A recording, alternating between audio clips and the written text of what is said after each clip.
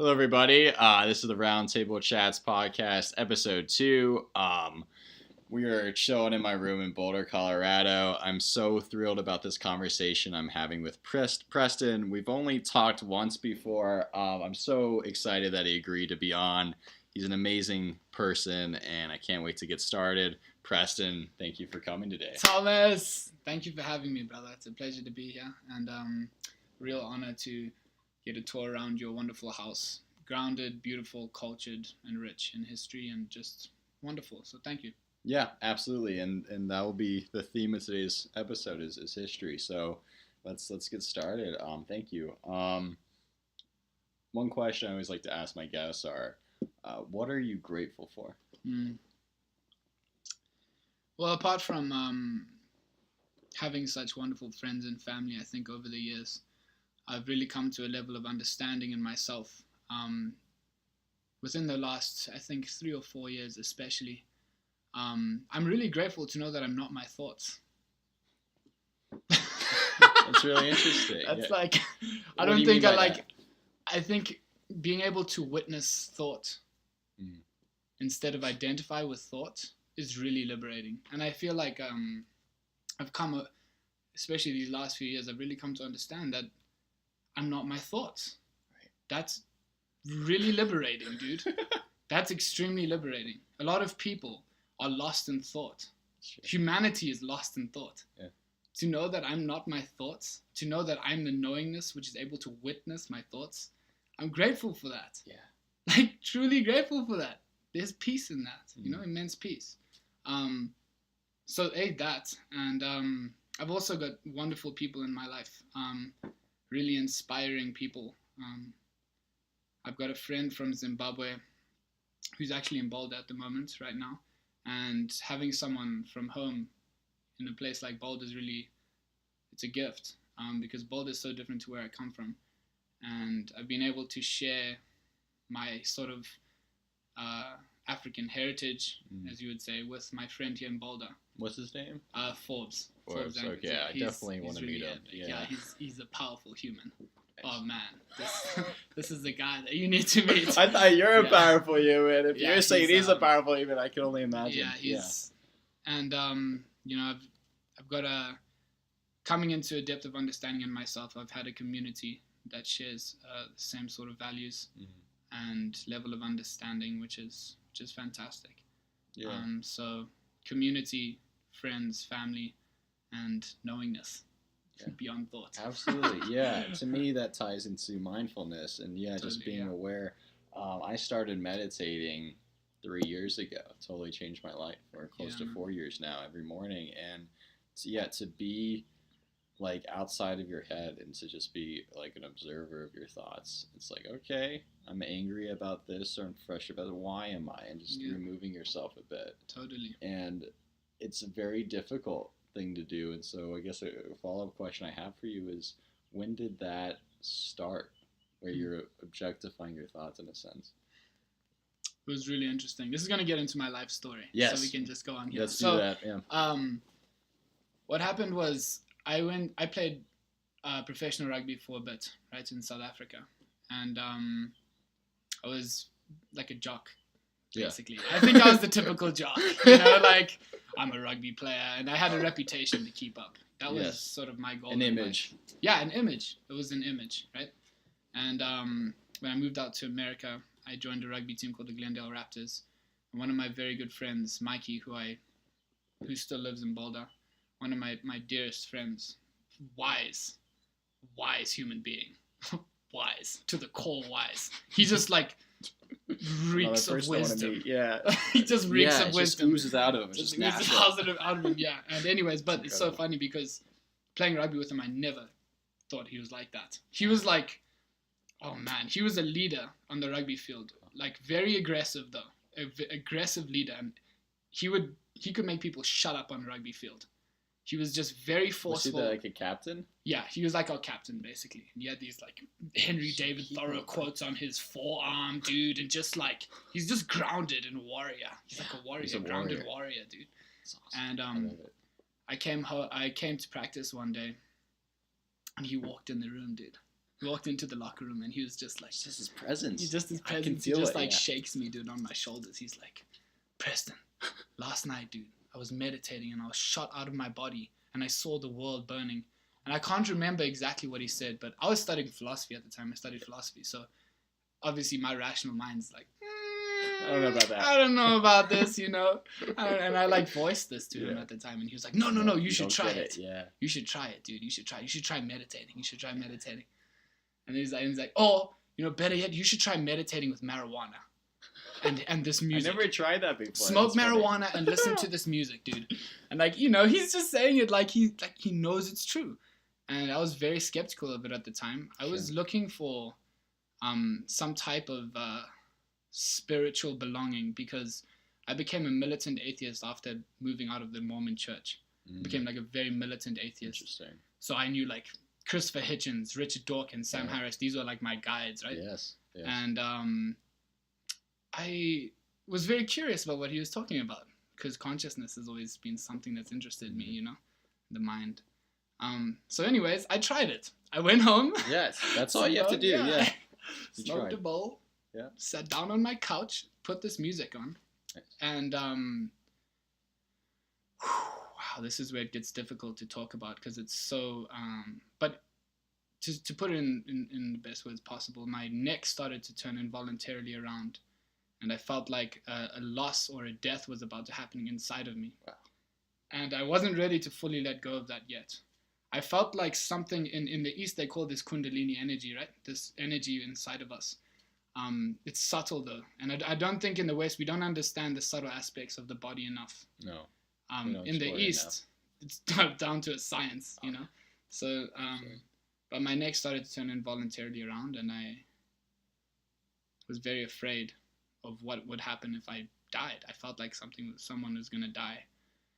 But so I called my friend at the time, Alea, and I said, Alea, would you mind just coming sitting next to me while I do this again? And I did the same thing, almost like a ritual. I smoked the bowl, put this music in, Om Namah Shivaya. I sat down on my couch, and the same thing started to happen. My neck would turn involuntarily. I'd feel an upsurge of energy in my body. And it was the first time in my life that I had prayed, properly prayed. Mm. But it felt like it was myself praying to myself. Mm. So I wasn't praying to something. Right. I was praying from somewhere. That was myself, which was very interesting. And we can get deep into contemplative practices, but it was the first time I did it. And I asked very sincerely, just let's go, show me, Mm.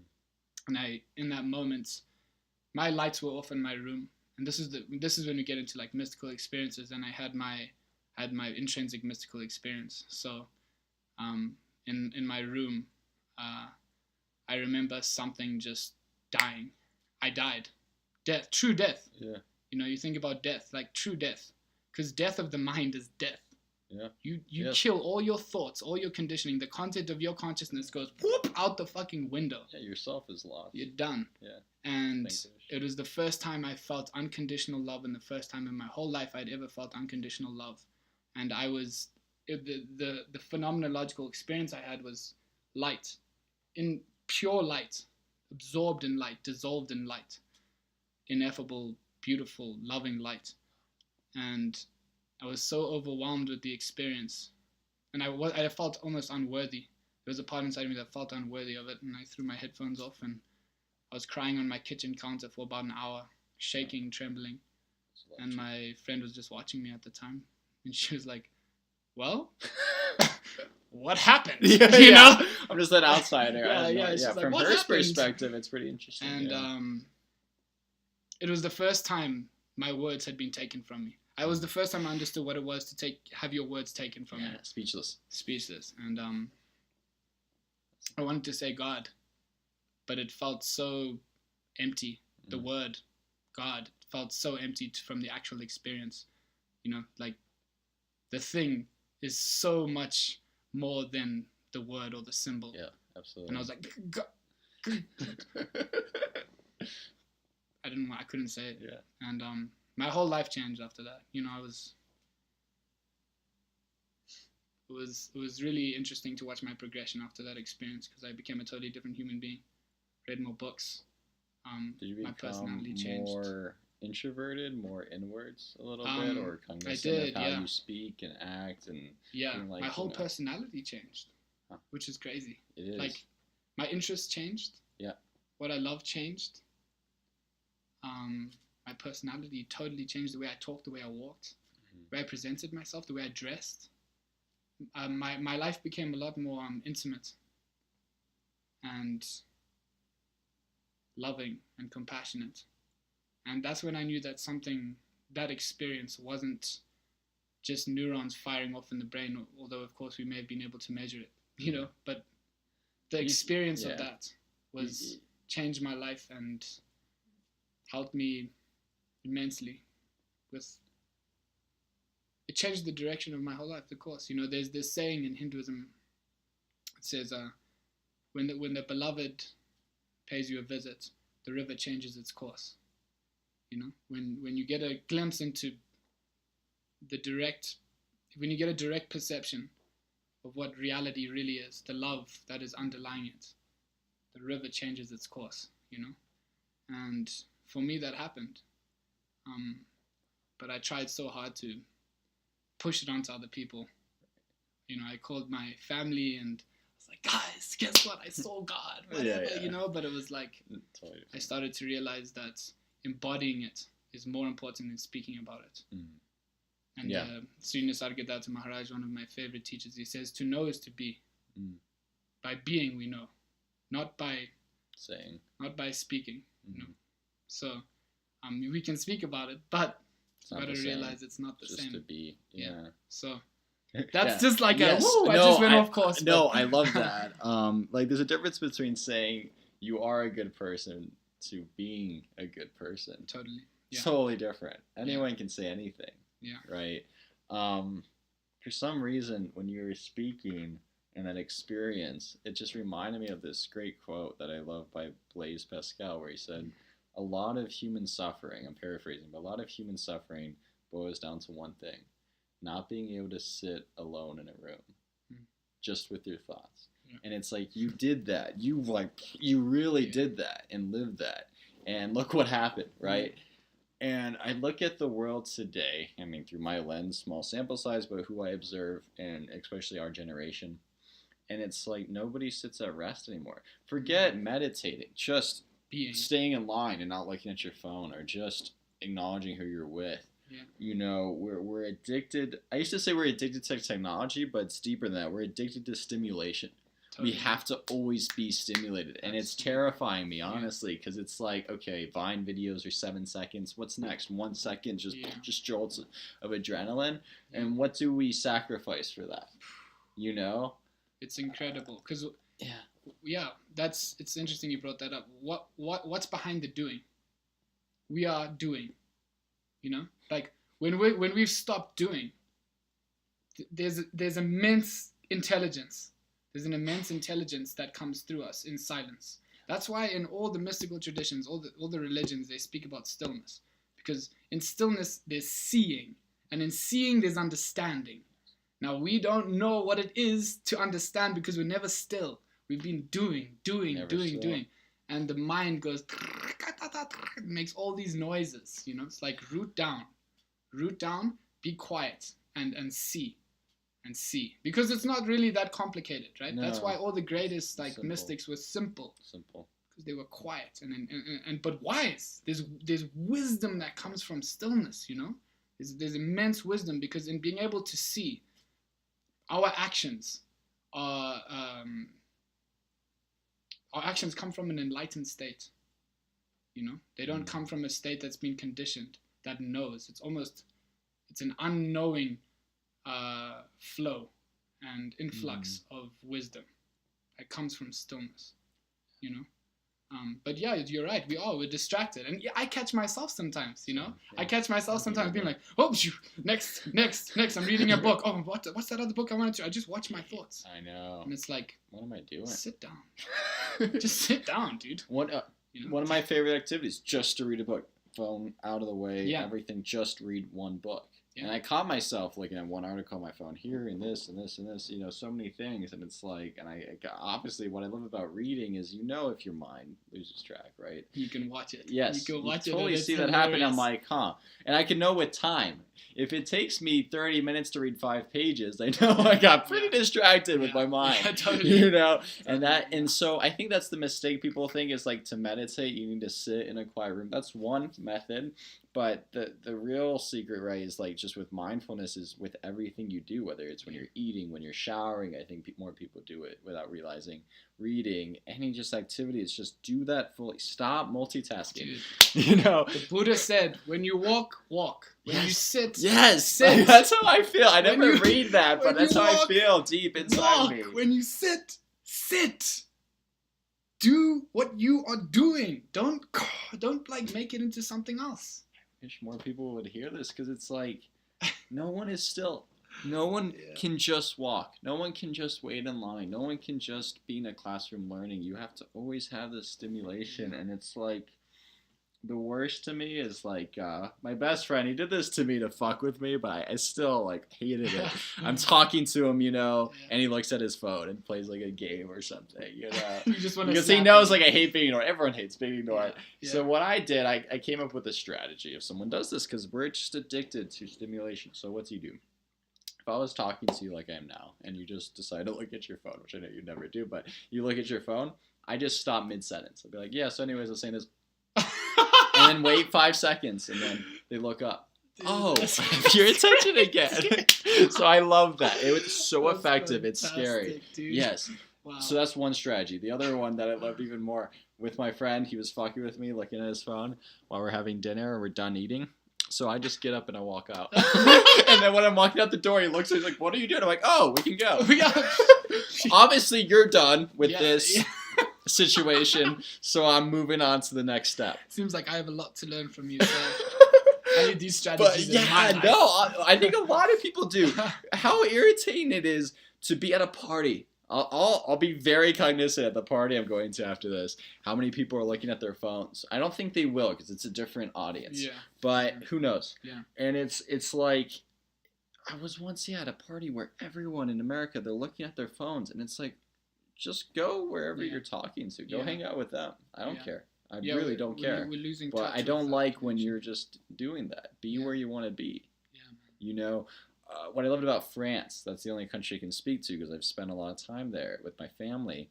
I went with two of my cousins, 30 and 29 now, I think, or 31, 29. They're always people I looked up to.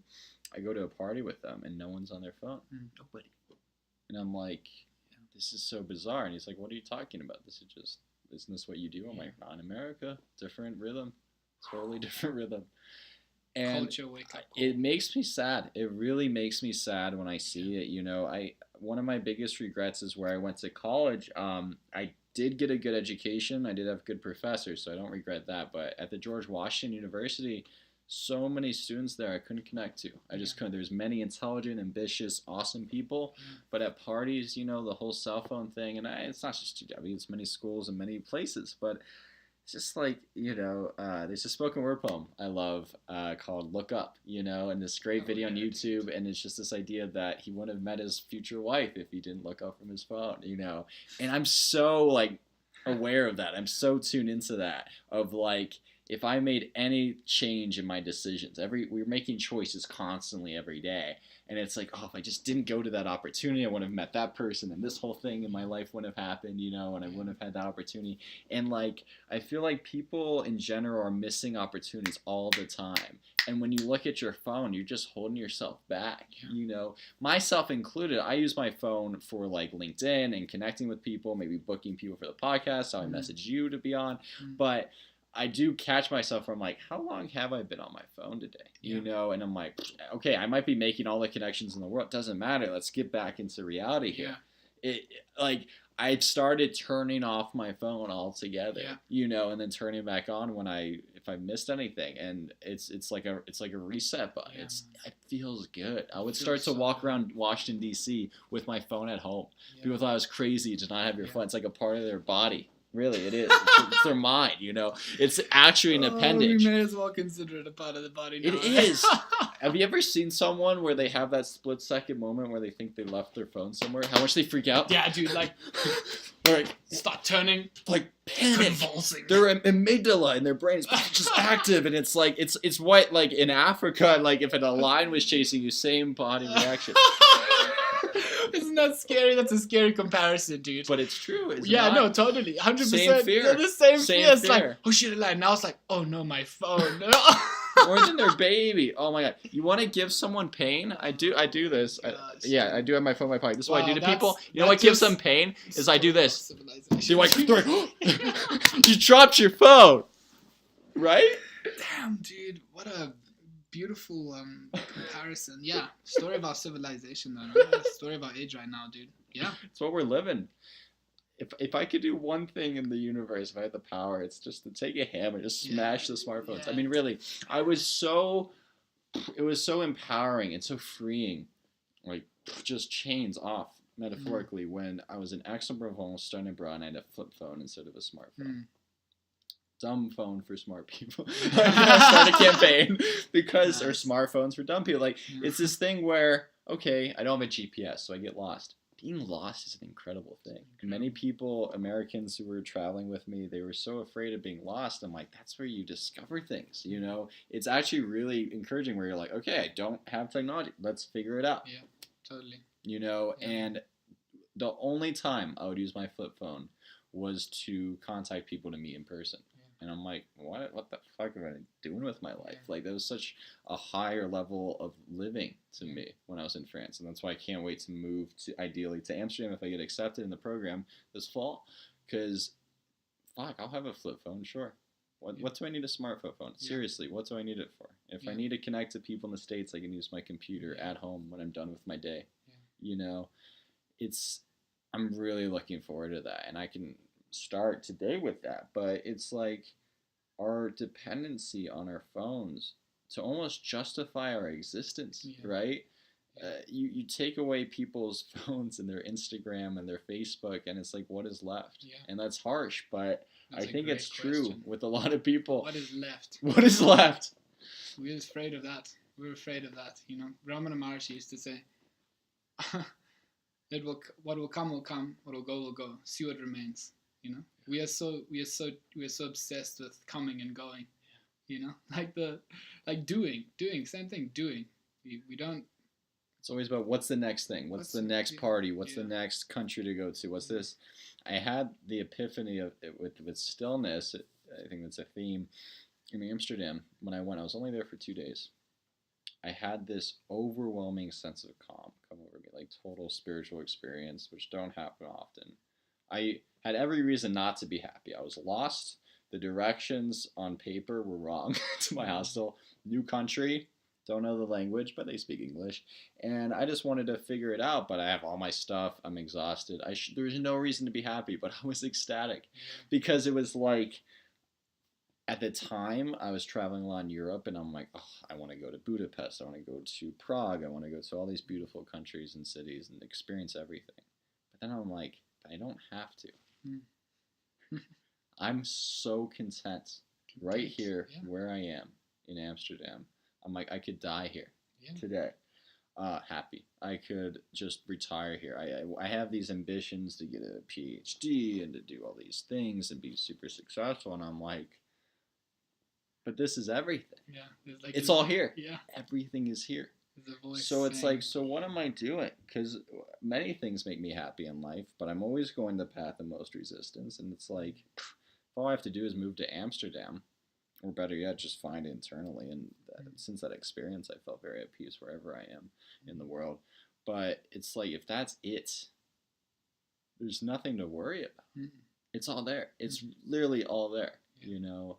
And so many people, like, want to say this analogy I have, the biggest tragedy to me with first world problems, not third world, of course, is a woman opens up her closet. It's all these beautiful dresses, right, that she's accumulated over the years. And she says, I have nothing to wear.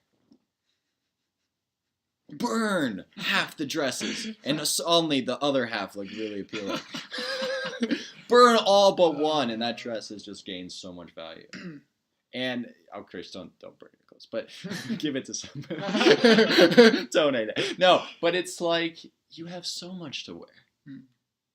I feel like the opposite, the shift from scarcity to abundance is just a mindset thing. What does it really mean to when a first world person says I'm starving when they haven't eaten in 2 hours, you know? Or what does it mean when they say I need this material item, insert whatever, you know, to be happy? I need to have this job, I need to have this career, I need to have this car and this house and this home and this family and this partner. No, you don't. You don't need any of those things. Hungry ghosts. Yeah. Hungry ghosts. It's a great phrase. Chasing. And Can't always get enough. empty. Desire and attachment running. It's a ghost. The karmic cycle going on and on. It's never enough. It's never enough. Yeah, it's like there's this image of I think it's a snake eating its own tail. Yeah. Like That's it. It's just going round and round and round and round. Never ends. Like, it never ends. That's why when I went to spring break, I went to San Diego, which was lovely. But on the way there, I went through Las Vegas. And there I met like 3 layers of depression. It was like you have poor families on the slot machines trying to get rich. I didn't see a single person in my hotel. Then you see people who have everything, right? All the wealth in the world, but still empty. Yeah. It doesn't matter. Their money will not fill them, ever. This woman, she was probably in her 30s, Asian, and I could tell she's just yearning to be 20 again. Yearning to have that youth and that body she used to have that's just long gone. Yeah. And instead of doing the hard work, the exercise, the diet, whatever, to maybe get closer to that, she just tries to buy things to get short-term pleasure. And I could see the pain in her. It was so sad. I was at a dinner with my friends and she was being ignored by her other girlfriends. Me and my friends gave her attention. We talked to her because it's a human. And she was interesting. But I could just see like she wanted to be a young, blonde, skinny girl. Yeah. That was what she wanted so badly. And no money in the world can get you that. Yeah. And she couldn't accept herself. And it was really sad. And I kind of wish I could have talked to her one-on-one and like straighten her out a little bit and be like, that's just not going to happen. And you need to find deep relationships. And the way I can tell from just one night how you approach friendships is buying people things. That's an awful strategy. Just straight up. You just become an ATM. Yeah. You know, a sugar mama or whatever. I don't even know. Yeah. Offer someone else your being. Yeah. That's the greatest gift. Right. What you found in yourself. Yeah. Give that to someone else. And don't do it forcefully, you know? That's so important, the forceful aspect. Yeah, don't do it People forcefully. People are forceful, man. They really are. Even with good things. Like I think you were alluding to earlier, this idea, it's like you had this transformative spiritual experience. And then you were like, wanting to tell other people about it, and you realize you can't really speak about it. No. And what I learned the hard way with certain friends and even family members is if I directly suggest anything, a YouTube video, a book, whatever, that doesn't work. It's like they have to come to realize that they need that or want that. I can't push it on them. It doesn't matter how incredible the book or movie is. Like your approach is so important. Your language and your body language, it's incredible. And obviously, you know that very well and learned that in your experience. Yeah, earnestness is sincerity and earnestness, you know? If people are earnest, they'll listen to you. If they see something special inside of you, they see something special inside of them, you know? And then from there, they start their own journey, you know? But some of the greatest teachers mirrored what was inside of someone else, you know? Like, I'm not sure if you know the story of Ram Dass, and the Stanford psychologist actually went to India. One of the greatest intellectuals, studied psychedelics did a lot of psychedelic experiments with Timothy Leary, and went to India and met his teacher there. And he also had this really profound spiritual experience. And as an intellectual, he found it very difficult to explain because the explaining had gone away. But this teacher was able to mirror what was inside of him. And that's what we should be doing, you know, like finding that place inside of us that is really heart opening and able to give without forcing it, and just hold space for people to find themselves, hold space for people to be themselves, you know. That to me is the greatest gift, you know. So yeah, I appreciate you alluding to that as well. No, yeah, I mean, I picked up on that, and yeah, to keep it going, I really want to know more about your background in Zimbabwe because, I mean, for starters, how long did you live there before you moved to the United United States? I States? lived there for 18 years. 18 years, Yeah. so your whole childhood, whole upbringing. Yeah, my whole, basically, yeah. Yeah. One thing I wanted to bring back, the rugby player element, I just wanted to say to those who are listening, some of the most extraordinary people I met, the most selfless, compassionate, stable, secure people I know are rugby players. And I don't mean that to flatter you, but seriously, I've said this to many people at GW. I actually was going, at one point, I think a little over a year ago, I was going to try out for rugby because I went to a rugby player party and I was so blown away by these guys. Because, and it made complete sense. It's like, why them and nobody else? What do they have that's different? It's like, at least from just speaking to men, having a space where you can be aggressive and you can be physical and you get that out. It's like these two individuals, one is named Thomas, another named Lee, who I knew at GW, rugby players. They're like the calmest dudes, the nicest dudes you ever meet. And it's like, well, how can they be so calm in real life? Well, you have this safe environment in a sense where you can just do it. Yeah. And that's so healthy. Yeah. I envy that. Now I have my dislocated knees. I can just jump into rugby. Yeah, be careful. Yeah. No. But get your boots. I love that idea where it's like, for some reason, I was just thinking of The Purge. Like, that's the negative version of it. You have everyone, it totally wouldn't work in practice, but in theory, everyone kills for one night, and then they have peace, world peace, for 364 days. It's a fantasy. But this is real. You have this space, this game. How long does a rugby match last? It depends. If you're playing sevens, it's about 14 minutes, but if you're playing 15-man rugby, it's going to be about 80 minutes. 80 minutes. 80 minutes of let out your animal. The jungle. Boy. I want the to jungle. See your reptilian side, dog. You're going to be animalistic. You're going to be, and the amount of presence. So raw. Yeah, the amount of presence. You have to be very present when you're playing rugby. Think about, and we think about spiritual practice just being one way. Think about the amount of presence you have to have on a rugby field where 15 men are coming for your head. Think about the amount of presence you nothing have. Nothing will put you more the present than that. Yeah, totally. It's and it brings in that reptile brain. Yeah, for sure. It's like good. Survival. Yeah, it's we call rugby the hooligans game played by gentlemen. That's why. That's great. Something that that's so. Yeah, but I resonate with that so much because it was just so obvious.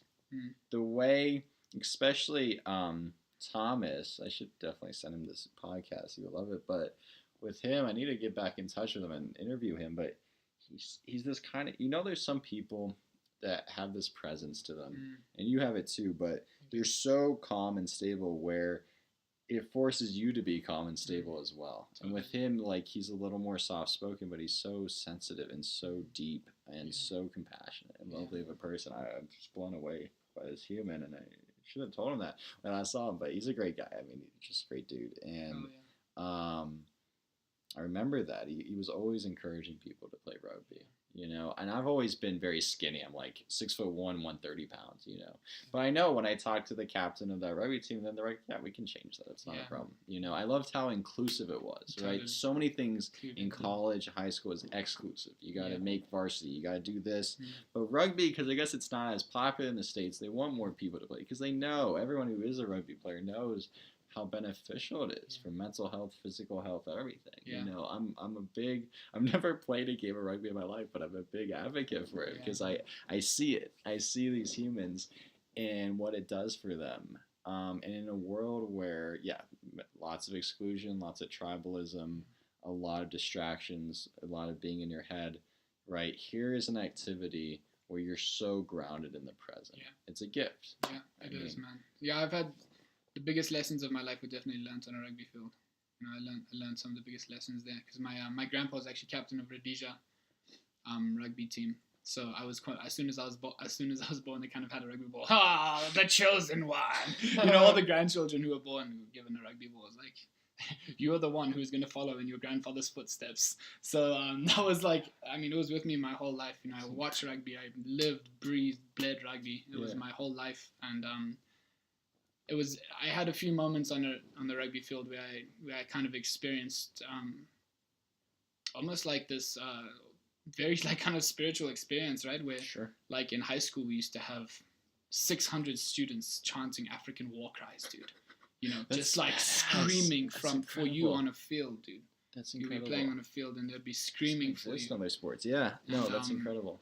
I remember this one time on the rugby field. I remember running at this one guy, and I mean, I felt like this immense power in me, and I hit him, and he like flew backwards, just straight onto his ass, and the whole crowd, my whole school, everyone in my school, just roaring, dude, and just this feeling of empowerment and presence, and like I'm unstoppable, you know, like. And that's when I put my mind to something. I put my mind to rugby, and I was like, this is what I want to do. I'm going to focus on it. I'm going to dedicate my life to it. I'm going to go straight into it. And from that, I had some of the greatest lessons of my life, you know. And I feel like that's where I'm not a rugby player anymore, but I'm trying to figure that out. You know, I want to pick one thing, and I want to go.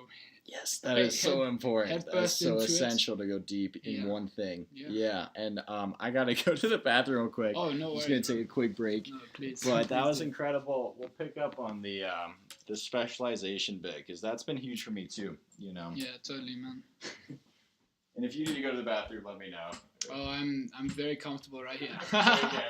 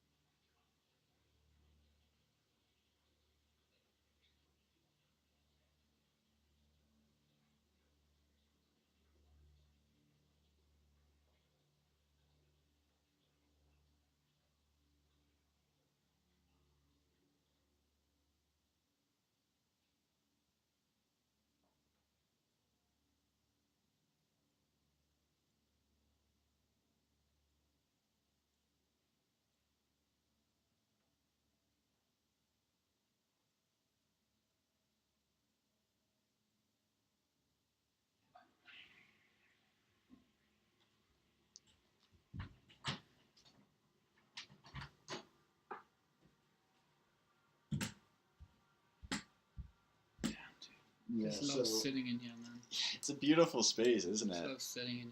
I can just sit here. I need to sit here more during the day. I'm usually in the living room area, you know, but sit here, dude. It's peaceful, right? It's peaceful, man. It's like, okay, there's all these problems in the world, but right now we're just having water in the sun. The sun's cascading through the window. Got my bed here, the Colorado flag, everything. And it's like, it's calm. There's stillness. Stillness. Absolutely. Yes. So I'm so glad you brought up the specialization thing, focus on one thing, because that's something I really struggle with. If you I've become much more disciplined. Meditation helps so much with this. But if you just let me loose on a computer, the number of tabs I'll open, the number of rabbit holes I'll go through simultaneously, it's not healthy.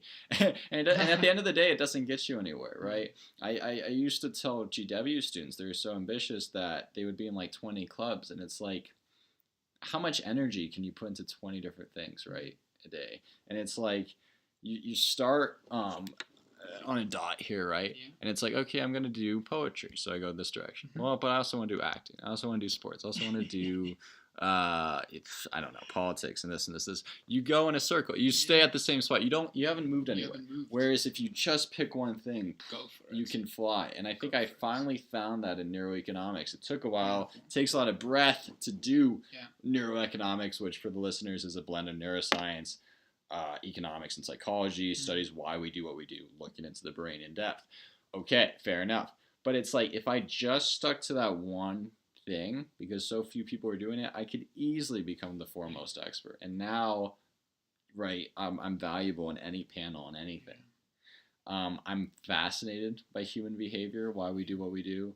The obvious thing to do is to explore the brain as in depth as I can. I would love to continue the research that's already begun on meditation and why it works, having fMRI. One thing I wanted to say briefly, my favorite video of all time, I'll link it below this video, is called Slow Your Brain Down to Get More Done.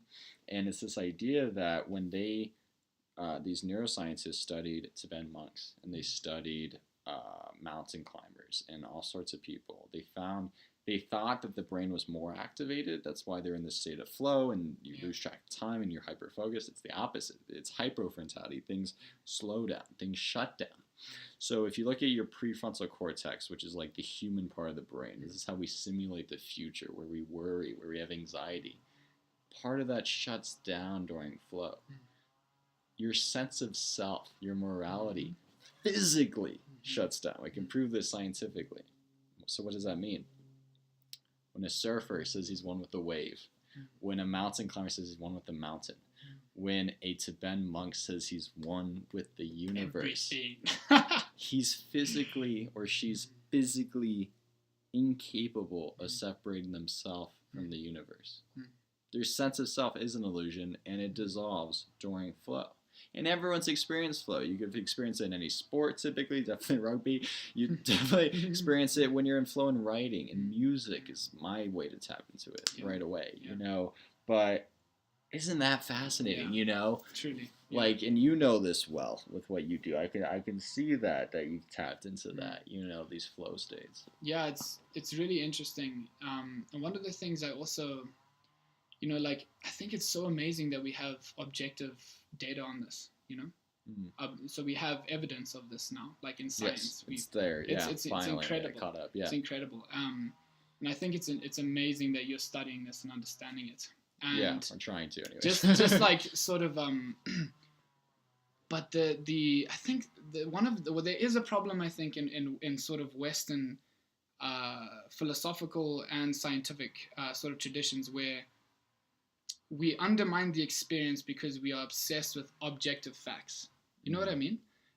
Yes, sort of. Yeah, go on. And it's like, I think it's amazing that we're bridging them now. We're sort of like, we're understanding why it's happening, like you said, like the prefrontal cortex, and it's amazing that we've got data on that now. Because what a way to convince people that a monk who's saying I'm one with everything is not full of shit. No. You know what I mean? Yeah. That's amazing how we can do that the now, brain dude. Yes, I know. It's incredible. Man, it's just and that to me is just fascinating because I am not very good at like what you do. You know, like for me. I'm so interested in the formless and the unmanifest. So it's Look at your background, it's so amazing though that we are bridging. We need to bridge the two, right? We're bridging them. I grew up, as you know, I showed you my house, and my father and mother are extraordinary people, very deep into Eastern philosophy. My dad, just briefly in college, he double majored in philosophy and biology. Then he moved to some island and studied monkeys, did like Planet Earth, did documentary videos. This is the 70s. That's he was a protester against the Vietnam War, right? Did all that. Totally different time. Dude, so awesome. Totally different time, but such a unique career path. Then at some point in his life, I don't know when, he went to China. He met his mentor, a guy named Dr. Moon. Coolest name. Korean. Sounds like a guru. Taught him everything he knows, you know, in Chinese medicine. And then at the time, he was torn between Western and Eastern medicine. He wanted to go to medical school, but he knew there's this rich Chinese medicine background. And his teacher, his mentor said, you have to choose. You can't do both, right? Specializing one thing. So my dad, he really took a leap of faith, and he went with Eastern. His father, my grandfather, a brilliant, successful accountant, said, and I quote, if you go to medical school, I'll pay every dollar. If you do Chinese medicine, I won't give you a penny. It's like you're a shame to the family. He went with the Chinese medicine. And now, 40 years later of practice, or 38 years, he is the foremost expert on this. You know, he's a world authority figure on Chinese medicine and acupuncture and herbs, and I wouldn't be alive if he didn't do what he did. And I kind of got sidetracked, but my point is, you know, I grew up in a family where there's all this philosophy and all this formlessness and spirituality, but there has been lacking this hard science, and it's like, okay, if hard science is now backing up meditation, it certainly will back up acupuncture and Chinese medicine. it frustrates me. If you look up alternative medicine on Wikipedia, they group together anything that's not Western medicine as an argument, a very weak kind of strawman argument, to say it's all bullshit, you know. And I'm like, okay, you can attribute some things to the placebo effect. By the way, surgery can be a placebo. They've proven this, where they open, this is like so unethical, but open someone up, don't do anything, just the act of you did a surgery and close them up, they feel better, you know, placebo. Wow. It's very powerful, the placebo effect. But my point is, right, I would not be alive if it wasn't for Chinese medicine. When I was 6 months old, it's kind of like a superhero origin story. But briefly, I'm part of the 1 in a million who have a very severe reaction to a vaccination, right? Everyone should get vaccinated. You need your vaccines, but 1 in a million, it happens, happened to me. Yeah. It totally screwed me up. I was allergic to 60 foods. My mom had to give me like brown rice for me to be nourished.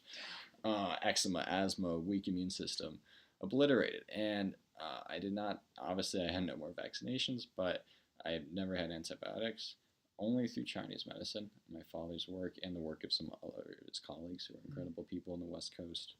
I'm not allergic to any foods anymore. No eczema, no asthma, strong immune system. I had acute bronchitis before I was to take the GRE a month ago. My dad cured it in 3 days. Damn, and he said that was too long. Damn, different perspective. My dad is like, he's a miracle worker. That's and anyone listening who's skeptical of alternative medicine, I understand your skepticism, because I put science at the highest level, but I'm like, let's do the clinic, you know, let's do the double-blind studies. I'm ready. Yeah. On the eastern side, they say they don't have enough money to do it. Well, I studied finance as well. Let's do these studies. You got it covered. No, yes, right? No obstacles. Yeah. I don't like excuses. So you got it covered. Money is just another obstacle. So in any case, right, I've been attracted though to the science and the hard stuff, because it's like, if that's all you want is a double, I'll give you the double-blind clinical study. Yeah. Because I'm sorry, what happened to me, placebo doesn't explain it. Bottom line. And that's what I say to people, you know, it's always awkward if they ask me what my parents do, because again, it's a very long story to explain what my father does. It's not a one-word description or title, job title. But when I tell them my story, at the very least, they kind of have to shut up, even if they're skeptical, because it's like, okay, that's different. Yeah. That's out there. Totally. But the bottom line is, my dad's helped many people with obscure diseases and given them hope and help them, you know. And what I love about my dad is that if he can't help somebody, he refers them right away to somebody who can. It's not for profit or anything. It's quite extraordinary. So I thought that was important for the audience to know my background. But the scientific rigor, you know, I'll cover it. You do your thing, right? And maybe we can dive into that a little bit. When you said focus on one thing, what is that one thing for you? Self-realization. Yeah. And how does that manifest? That's a very good question. Yeah, it's a tough one. The way it's manifest is in abiding in it. By abiding in self-realization, I think it manifests effortlessly. If you look at a monk sitting, if you look at any picture of a realized human, a realized saint, sitting, lying down, it manifests as being, as their being. They are the embodiment of self-realization. And everything they do, everything they say happens spontaneously and with immense intelligence. Right. I feel like knowing who I am, who we are, essentially, is the most important thing. And for me, I can share that sort of journey through art, which I think I want to do through writing and poetry and stand-up and teaching. Those are the things I want to concentrate on, and I think all those mix together. Yeah, they totally do. But self-realization is everything, and I think that's where every single one of us are going, regardless of who you think you are. I think that one day we wake up from the dream of thought, an identity with thought, to see an intelligence that is spontaneous and beyond thought, and able to intermingle with anything, and intimate with life, very intimate with life, with everything. Intimacy. You know, there was the Zen monk he described enlightenment as intimacy with everything, with ourselves, with our surroundings, you know. So yeah, man, self-realization for me is right now the only thing that matters. Yeah. No, that's extraordinary. Just for the listeners, you know, they might heard of that before, self-actualization, but for those who want to cultivate that deeper, improve on that, how can they do so? What's some useful strategies? Well, there's many spiritual practices, right? Yes. And I think that like we do need to start off with techniques.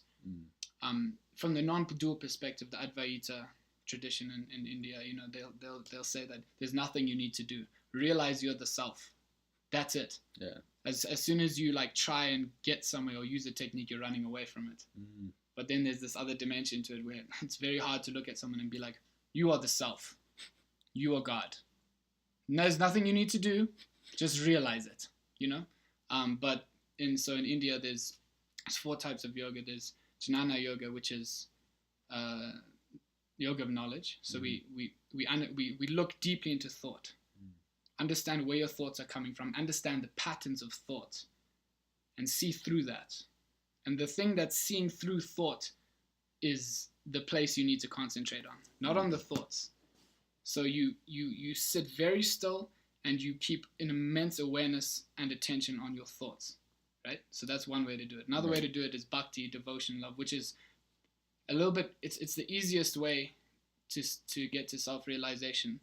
But a lot of people don't really have that emotional stability, because bhakti yoga is all about devotion toward something that is separate toward you, separate from you, only to realize that it's not separate from you. It's really, it's kind of interesting. But you have devotion toward the beloved or God, right? God, I just mean love. So love, just devotion toward love. That's very difficult for people who aren't really emotionally available in themselves. Then there's karma yoga, which is action, selfless service, right? And then there's another one, rupa yoga, which is the way of beauty. So you take art to its furthest. You use art to realize and dissolve yourself. You get so deep into a piece of art and creating beauty and seeing beauty, your sense of self dissolves, right? That's the path of beauty. And then I think I hit them all. There might be one more, but I think a combination of all of those, you know, is the best way to go. But it's all according to your sort of disposition, like who you are as a human being. If you're intellectual, Jnana yoga, let's look at thought. Let's see where it's coming from. I want to explore that more. Yeah, you know, and but yeah, so there's different techniques, but people, you know, if you're able to be still, the greatest gift. Yeah, that's definitely the theme. I'm definitely going to title it something with stillness. Yeah, that's so important. And there's a lot of people. I like having a cosmic perspective, you know, so that's like kind of maybe where my spirituality comes from. But this idea that you can even quantify, like the probability of existence. That's a hard calculation to do because, okay, there's the probability of this universe existing. That's very minimal. Then there's the Earth. Then there's life, just life itself. Then there's our species, our ancestors. Then for me, my generation of parents. And if they did not conceive when they conceived, and it just keeps going down the line. The probability is so close to zero, it should be zero. And then there's like more than 7 billion of us, you know? And then what I like to tell people when I'm drunk at a party, whenever... Consider that vastness. Yes! Consider the vastness. Of space itself, I know. You know, that would be like the path of beauty. Yeah. You know, like in science, there's beauty. Yes, there's immense beauty and there's poetry everywhere, you know? Like if you really... Yeah, that's incredible. And everything's connected, right? One of my most mind-blowing videos. Okay, there's this equation, not to get too technical, there's this equation, or this famous sequence from an Italian mathematician called the Fibonacci sequence. So it's like 1, 2, 3, 5, and goes on forever. Yeah. This is where it gets crazy. If you draw out the geometry of it, it creates this shell type of shape. This pattern can be found on all levels of our, I don't know, if you're like looking at a telescope into Earth, or a microscope would be a better comparison. Okay, all magnifications that exist. Okay, the shape of the Milky Way galaxy. Cool. well, what about waves in an ocean? What about seashells? What about neighborhoods, urban environments even that we created? We think we're different from nature. No, we're not. Yeah. This pattern is everywhere, and it's tied back to this equation that this guy invented. Like, what? Yeah. Like, just amazing. what? You know? So it's a shame, I think, how mathematics is taught in schools, because a lot of people are turned off by it. It's very hard and it's boring for a lot of people, but it's like, oh, if they would just do a class on the Fibonacci sequence and the patterns in the universe, I would love to teach that. You should be a teacher. You should teach that. Dude. Yes, I Thomas, want to. That's your next thing. You're gonna be a teacher. Oh, totally. That's welcome what to my math mom's always class. said. Today, I'm gonna blow your mind. Sit down. That's what I should commit my life to. You're right, because I learn all these things, and then I'm at a party, and someone complains about how lame the party is. I'm like, you're alive. Like, you're actually breathing right now. You're conscious. You're conscious in the 21st century. Do you know how extraordinary that is? Dude. Did you know that So just true. 100 years ago, most people were living in extreme poverty? You know, like most people, You even have in food, America. you have clothes, you're breathing. You're at a party. Yeah, you're at a party. You're What the hell, at a dude? party. How can you this complain? life sucks, dude. Like, Go you dance. take You a can step back. dance. There's music. There's Yeah, women. go There's dance, men. There's explore life. everything. You know, like, throw yourself into experience. Damn. Get out of your own way. Yeah. Get out of your head. Yes. But that idea, this party, oh, boo-hoo. You know, what a poor life you have that this party doesn't meet your expectations, Totally. you know? Yeah. And I wish I could wake everyone up like that. Just shake them, be like, you're alive. Dude. You're alive. Everyone who's like in a dead-end 9-to-5 job, everyone who is in a toxic relationship, everybody who is just not living the life they want to live, which I think is a lot of people. You know, yes, it's complicated. Life is hard. Life is suffering. Life is painful. But if you're not doing anything, and what I mean by that is if you're not helping anybody, if you're not providing a service, and that can come in so many ways. That can manifest the way in so many ways. You know, start micro, as Jordan Peterson, clean your room, and then after that, everything follows. You know, tend to your own garden, then tend to others. But if you're not helping anyone, it's like, well, what are you doing? You know, and it's hard for me to empathize with people who don't see that way, because it's like, for me, I grew up in this rich family of just service. Everyone in my family, they serve others, and many people in the world serve others, but there's many people also that don't. And I just, when you help others, you help yourself. When you give, you receive just by giving. Like, it's just an incredible feeling to do that. Experiment with yourself. Yeah. You know what I mean? Like, this is the one thing that it's interesting, just going back to this idea of self-realization, you know? If you want to know what self-realization is, and if you want to know what, like, the Buddha was talking about, and what maybe, regardless of what Jesus said, maybe what you want to know what Jesus and Buddha and all these great mystics talk, experiment with yourself. Don't just read the book and believe it. Don't just, like, experiment with yourself.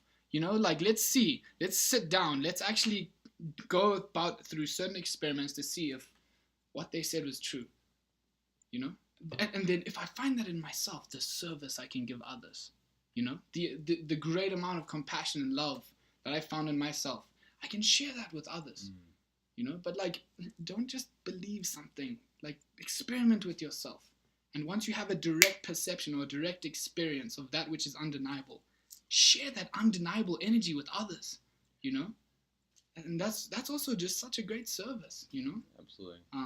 Sorry, I'm just so passionate. Yeah, about no, that, I love it. You know, like. But let's explore that deeper. The experimentation thing. I love that, because that's something that I do a lot. It's like, how can I live my optimal life? Which is a tough question, you know, to ask yourself, because there's so much you can do in this world, you know. So for me, it's like, okay, my diet's good when I eat my mother's food, but I don't know how to cook that well. Well, let's learn to cook. Yeah. You know? Let's explore that. Yeah. I don't like how I dance. Well, let's improve that. You know, let's learn different techniques. You know, I never put energy into that. Totally. You know? I've been so sucked up here, you know, in the brain, and with school and all that, which I could do for a lifetime. It's like, no, I want to be a full human being. Yeah. Whatever that means. And it's like, I want to do everything, you know? Like recently I went to San Diego and we went on a sailboat and it was beautiful. And I'm like, I want to learn how to pilot a sailboat. Like, why not? You know, why not? Yeah. And people can come up with a million excuses. Usually money and time are the primary. And when I tell people, it's like, if you don't have enough time, go to bed at 8, wake up at 3. Now you have time. You'll be so bored by 7 a.m. and before the world wakes up. You'll be so bored.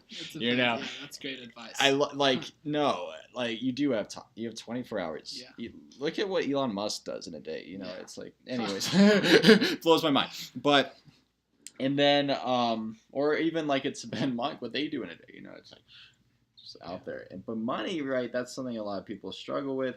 I do come from a privileged background in a sense, a middle-class family. I grew up in this house, so it's a nice house. But still, I mean, I don't have that much money in my bank account, but I just don't see it as a problem. I don't know. And I wish I could help people. There's so much opportunity in the world, you know, no matter...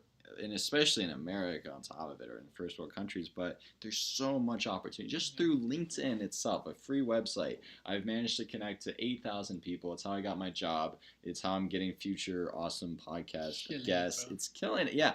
And I made a post, by the way. Whenever I post anything, I get at least 4,000 views. Just boom, just get it out there, you know? Dude. So this, you know, I want everyone to listen to, but anyone can do that, you know? LinkedIn is free. Yeah. If you have internet and a computer, you know. So I've become super hyper in tune. It's like, how do I make the most of every day, every hour, every minute, you know? And it's like, it's so obvious. Just talk to people, hear their stories, write, do podcasts, share, you know. Totally. But if I want to, which I do, want to dedicate my life to helping people, alleviating suffering, what better way to do that than just one-on-one conversations, you know? 100%. One of the most empowering books I read and stories I heard about was this book called Your Survival Instinct is Killing You. It's all about our limbic brain, and so many physical, mental symptoms come from not being able to live with discomfort, right? Being afraid of being uncomfortable manifests its way in so many psychological and physical problems. So this therapist, when he's 28, after he got his PhD in psychology, he experimented with hypnotism. He was the guy that made it a real scientific psychiatric practice, hypnotism. At the time in the 70s or 80s, they're very skeptical. There's this patient that no doctors could help. He had the hiccups for 4 years, every 15 seconds. No one could explain it. So bizarre. They were going to open up his brain. Like last resort. What? Insane. This guy sits with him for 10 minutes. This psychologist cures it with hypnotism. Dude. 10 minutes. Dude. Imagine having that power. That's what I was telling Lucian the other day when we were at my elementary school. It's like I could just sit someone down for 10 minutes and solve a deep issue. And it's totally doable. Yeah, and like how did he manage to do that? By experimenting. Yes. He experimented. He was like, I have a great idea, but let's experiment with this, you know? Yeah. You know? And he had been experimenting for a while, and this was like, he was so nervous because this guy's from Finland, so there's a language barrier. He was afraid it wouldn't work. There's a spectrum of people who are susceptible to hypnotism, so it could have totally failed. And obviously they have to be willing, the patient. And then on top of it, he had like 5 or 6 people with clipboards or whatever, skeptics just trying to prove him wrong, saying this is ridiculous, this is a waste of time, and they just watch it happen before their eyes, and then they just give him a carte blanche to do whatever. And now it's like, this guy's amazing. His name is, I think, Dr. Mark Schoen. So that was like page 1, that story. So I go to his website, there's a phone number, I call it. It's his private phone number. I leave a voicemail. He sends me an email. We email back and forth. Such a nice guy. Super busy. He's a professor in medicine at UCLA. So he lives in Los Angeles. Helps so many people with his hypnotism and in alternative medicine. Told him what my dad does, what I want to do. I want to get into neuroscience. And I said, your book really inspired me. Is after I read that page that I was like, I gotta get into neuroscience. Like, I've always been interested, but now it's like, I gotta do this. I want to learn hypnotism. I want to learn neuroscience. And I told him that, and he was so nice. He's like, you're going to be a trailblazer in the field. You know, he just knew. Because it's like, how often do you get an email like the one I sent where it's like, your page. One page is like. I believe in you too, Thomas. Thank you. I think appreciate it. Far. Yes, I hope so. I hope so. You're I a want to charming, travel. well-spoken fellow. Thank you. You are as well. But no, it's like, could you imagine just being in a room with someone for 10 minutes and you fix some serious problem that no one else can? That is a superpower. The grin on your face. That's a magical power. The grin on your face afterward, like. Are you what kidding out, me? bitches? Are you kidding me? Did you see what I just did? Drops the mic. I remember just walking out that office. Could you imagine what he did? He's good. Everyone's just like, for life. what just happened, bro? Yeah. What did you do? And I was telling Lucian that, and he was telling me one of my strengths is like, I can be mesmerizing to people, and it's true. Like, I was shocked with the first podcast with Trent, how much he opened up and how quickly we went so deep, and same with you, but, you know, I guess you're both very open people, but there's a trust. You come in here, I show you my home, right? You're only saying, it's 100% voluntary, what you're saying, consensual, and it's like, I feel like I just have this effect on people. Like any Uber driver I have, I was talking about that with Brendan, who I talked to earlier today. It was like, in 10 minutes, we have this time window, and I go so deep with them and try to help them with whatever they're going through, immigrants in DC, you know. And for me, it's effortless. Yeah. Like, I've been totally going the path of most resistance with, like, high-tier math and things like that, and that's all serving a purpose now. It's all coming together with neuroeconomics, but I'm like, why not just stick with what's effortless? Obviously, that's what I'm good at or gifted at. Like, why not stick with music and poetry and writing and talking with people and having these conversations like we're having now? Like, this is so effortless, you know, and I love it. It's a true gift, my friend. You should really be grateful for that. I am. Yeah. I get it from my dad. I get that sense from you as well, man. I feel very welcome, and I appreciate you just having me on here, man. It's great.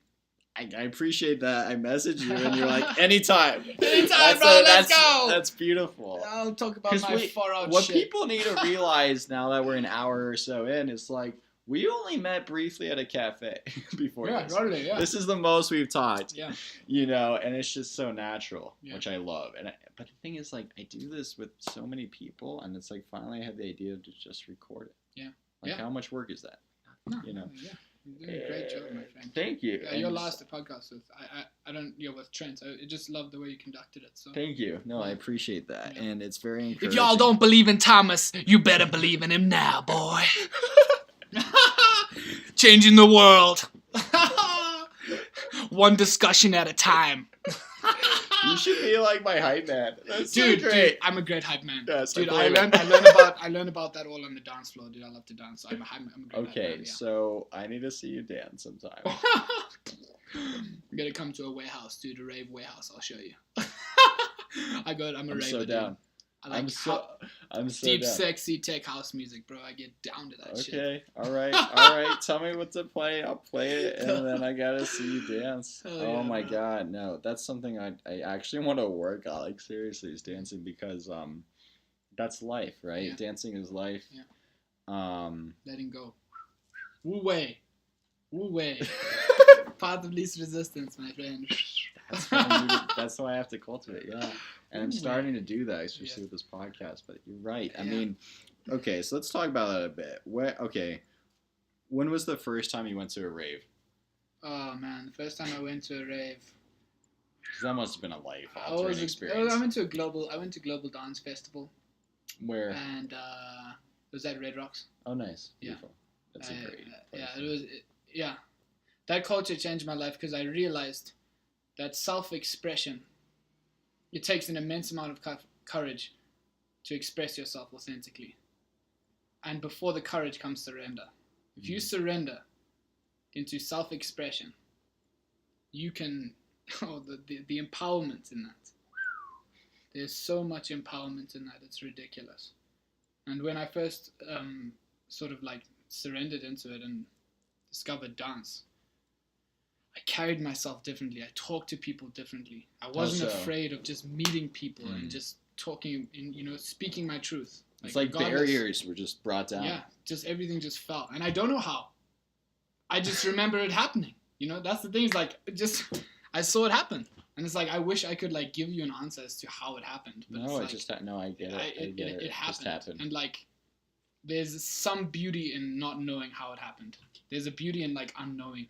You know, I believe. Like, I agree. like almost like when you're able to express something that is unknown, there comes this like self-empowerment, because it's like what's beyond the known, because the unknown expresses itself, the known projects itself, you know. Like, I know I'm talking really formless language right now. I've got to figure out a way to articulate this a little bit more so it makes sense. But I know I'm a poet, so that, you know, I'm speaking in poetry. No, but some things aren't explainable in traditional speech. Yeah. But does that make sense? I think, and in meditation and in spoken word poetry, where my mind's not going, and in dance where my mind's not going, there's immense embodiment and immense self-expression, and it's very authentic, and people notice it, and you can connect with people on a level that is so much deeper. So yeah, I go to a lot of music festivals. I go to a lot of raves because that's one of my greatest spiritual practices.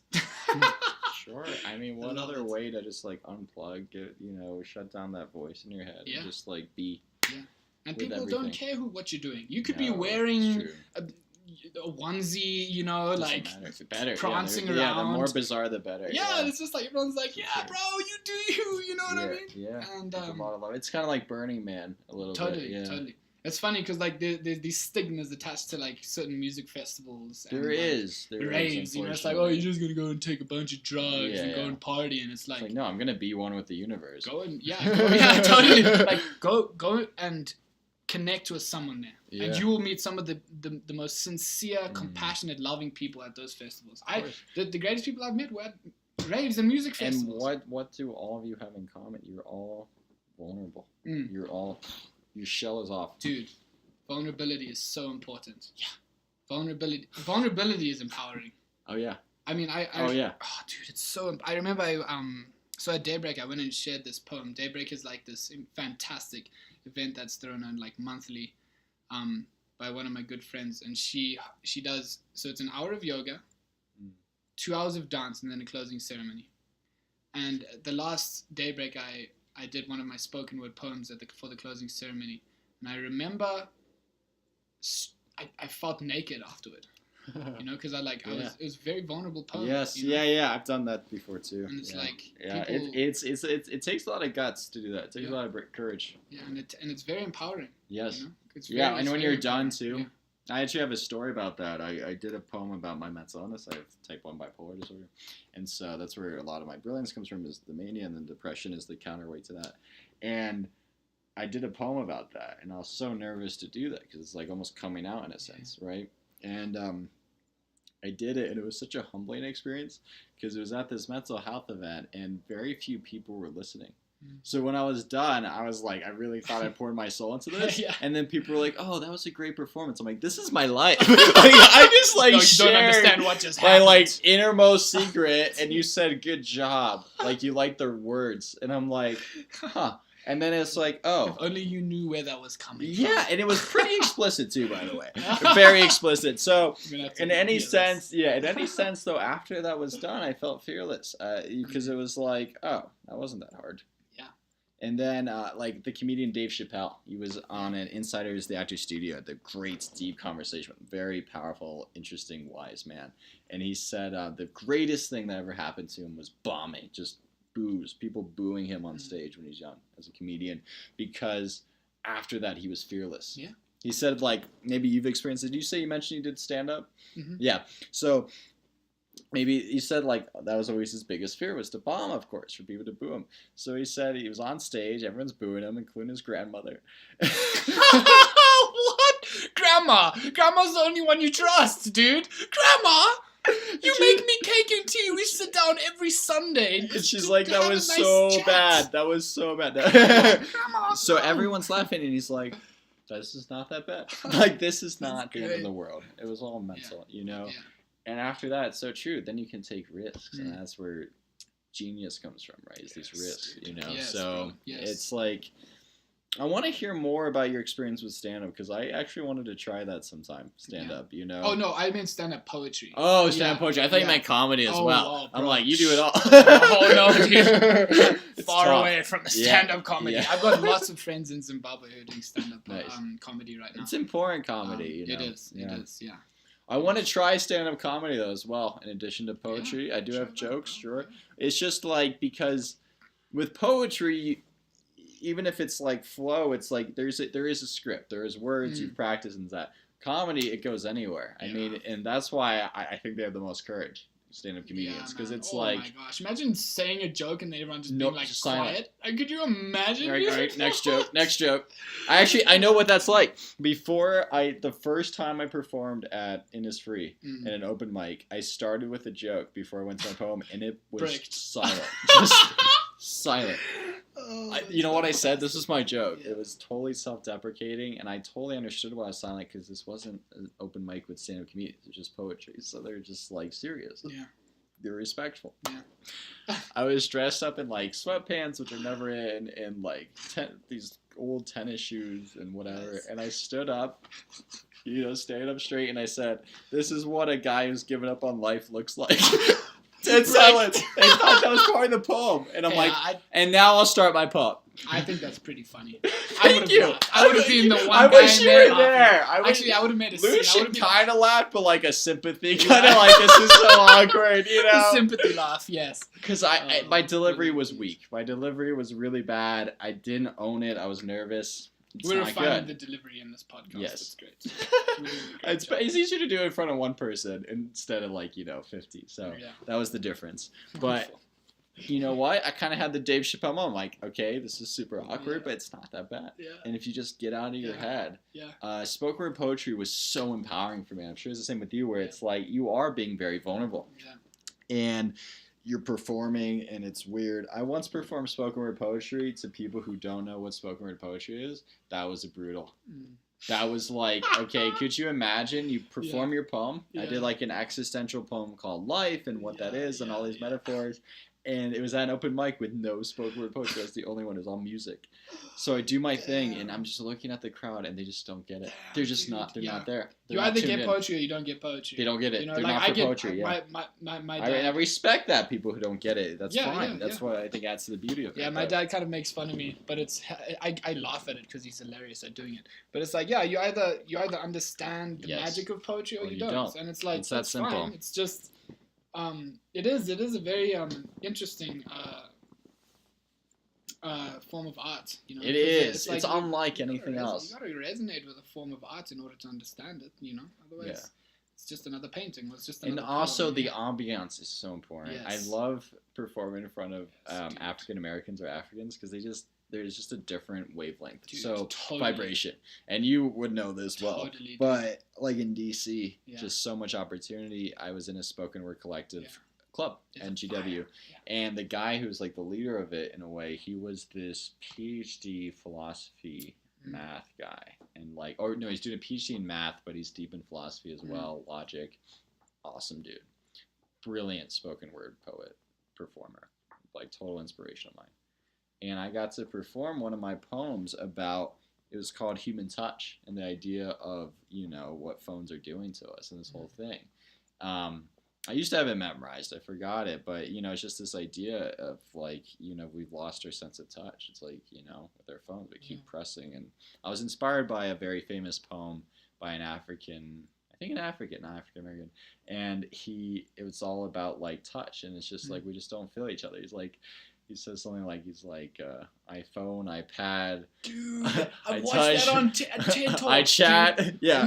We can do all these things while making eye contact. We used to go to the forest to get blackberries. Now we run to the store to get blackberries. It's scary. Yeah. He's so from the apple, the tree of Eden to the apples of Macintosh. Apple picking has always come at a great cost.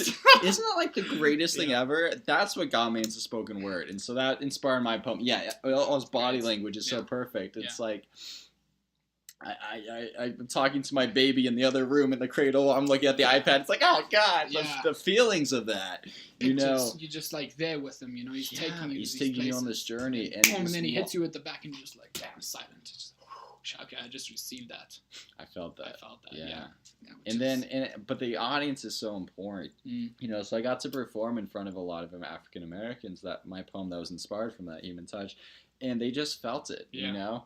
And like, I'll never forget that experience, you know? It was just like, we were together in that moment. We were one, you know? Yeah, totally. But when you're with people who just don't get it, it's brutal. Yeah, you gotta definitely share it with people who understand it. You gotta find those people who are really interested in it and who get a lot of value from it. Yeah. And as my dad says, it's like, find where the enthusiasm is. Just follow that. Yeah, totally. Well, great advice, dude. Yeah. Yeah. Find people who are enthusiastic. Go to the places that are filled with enthusiasm. And just dissolve in it. That's why I want to travel more. You know, I've been to Europe a lot. I want to travel everywhere. I had a great time in California, you know, a few weeks ago. Very great people. I would love to get into art, poetry, music scene in LA, you know, just to explore that. Totally. New York, all those cities. Because, you know, I do have a lot to share, but also, like, I have a lot to experience. I feel like I was locked in a lot as a kid. I just studied a lot and was very introverted. And then I turned 18 and my bipolar kicked in and I was just out. I was very extroverted, total flip of switch. You know, I don't know if they do this in Zimbabwe, but in America they have like superlatives. So it's like worst driver, best athlete, like just different things in the yearbook. So I was voted most changed. And I was changed, like that's for real. I kept that photo, Yeah, we have a similar thing in Zimbabwe, I think. It's more...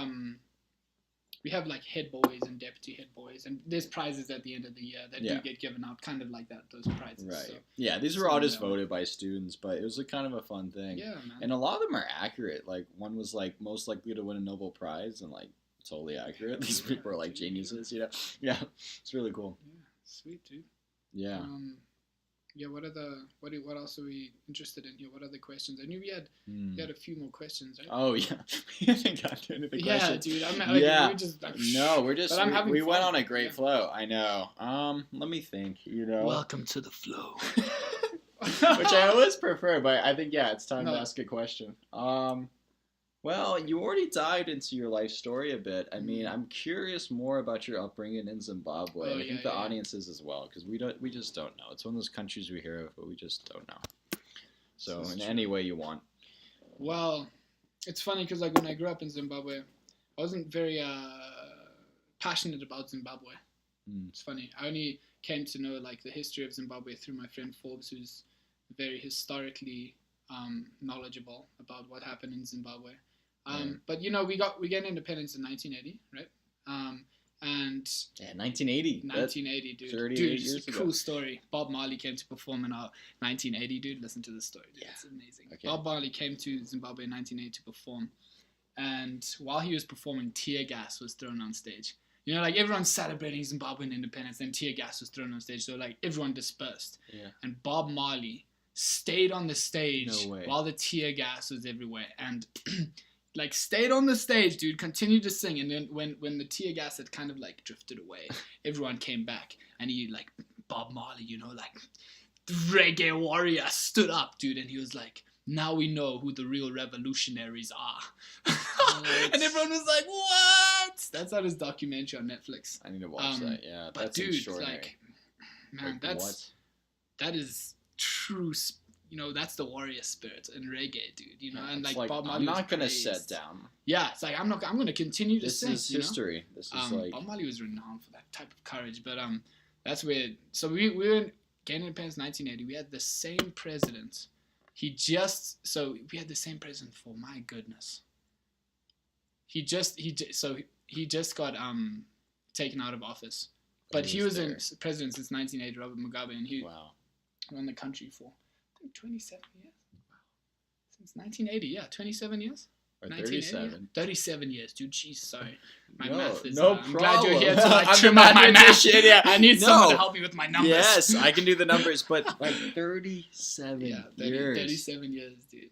Yeah. So, and then the country just went all the way, hit rock bottom, dude. I mean... It's like if America had Ronald Reagan still. Dude, could you imagine that? Yeah.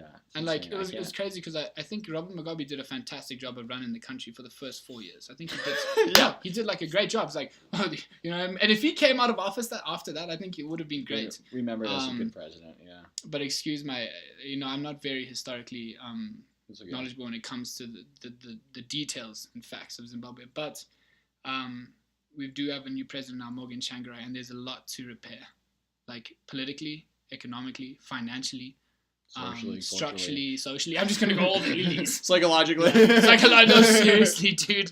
I mean, the last time I went home, dude, I was really humbled, dude. Like, I went home, I hadn't been home in 4 years, because I went home 2 years ago, and before then I hadn't been home in 4 years. A lot of change. I landed in there, dude. I looked around, and I was really humbled, dude. I was like, damn, I grew up in this country. There's potholes, lights aren't working, you know, there's people walking miles and miles and miles to fetch food and meet their families, and the country is downtrodden. It's been hit to the ground. And I remember just walking and I was like, damn, this is really humbling, you know, like I come from here. Yeah, this is my roots. This is my roots, dude, you know? And I was like, there was also a sense of empowerment, because it's like, I wasn't brought up in a place that was all nice and dandy, you know?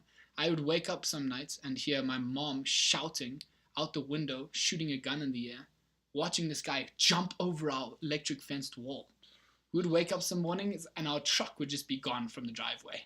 We had an electric fence wall, dude. We had an outside alarm, an inside alarm, you know, like it was dangerous because there was no money in the country. So people had to make a living and they had to do what they had to do. So they would just come and steal our car and jump over, you know. Jesus. I think one of the most frightening things that happened when I was a youngster, I'll never forget this. I was like 12 or 13 years old, and I woke up in the morning, and my mom and brother were crying in my mom's room. They were like in tears. And I remember walking in there, man, and I was like, you know, what happened? And apparently our next door neighbor, who was trying to save his mother from being shot, got shot. So 5 guys walked into the house, 5 p.m., you know, no scam, and took this woman for hostage. And the son tried to save his mom and just got shot. And I was 12, 13. That's our next door neighbors. You know, I'm just like, damn. I lived in fear for a long time because of that situation. And it took a lot. I mean, did you ever feel secure again after that? Yeah, I did. I did. After I moved out the country, it was good. I'm serious, dude. No, that's all good. And when I go back now, it's fine. But I did. You do, man. I lived with a lot of fear as a little boy because I was always worried about 5 guys just coming into your house with guns. And like probabilistically speaking, that's not an irrational fear at all. Yeah, that was a reality. It's next door. Reality. You know? Yeah, and so. And what could you do? You can have security systems, but it's like, seriously. Yeah. And I'm sure the police force not... Yeah, they're corrupt. Yeah. They're just as corrupt. Most of them are just as corrupt. Right, you told me earlier, I don't know if we had to record or not, but the whole just paying $10. Yeah. Mom, I hope you're not listening. I'll send it to her. I'll send it to her. No, but it's all good. You know, like... You learn your lessons very quickly in Zimbabwe. Like we said, you have to adapt and adapt or die. Yeah, and it's also a very hyper masculine society. You know, like men in Zimbabwe who are looked up to are the ones who are physically strong. Yes. And it's like our old. It's like our ancestors. Yeah, the alpha male. You would know the biological. Yeah, exactly. That's it.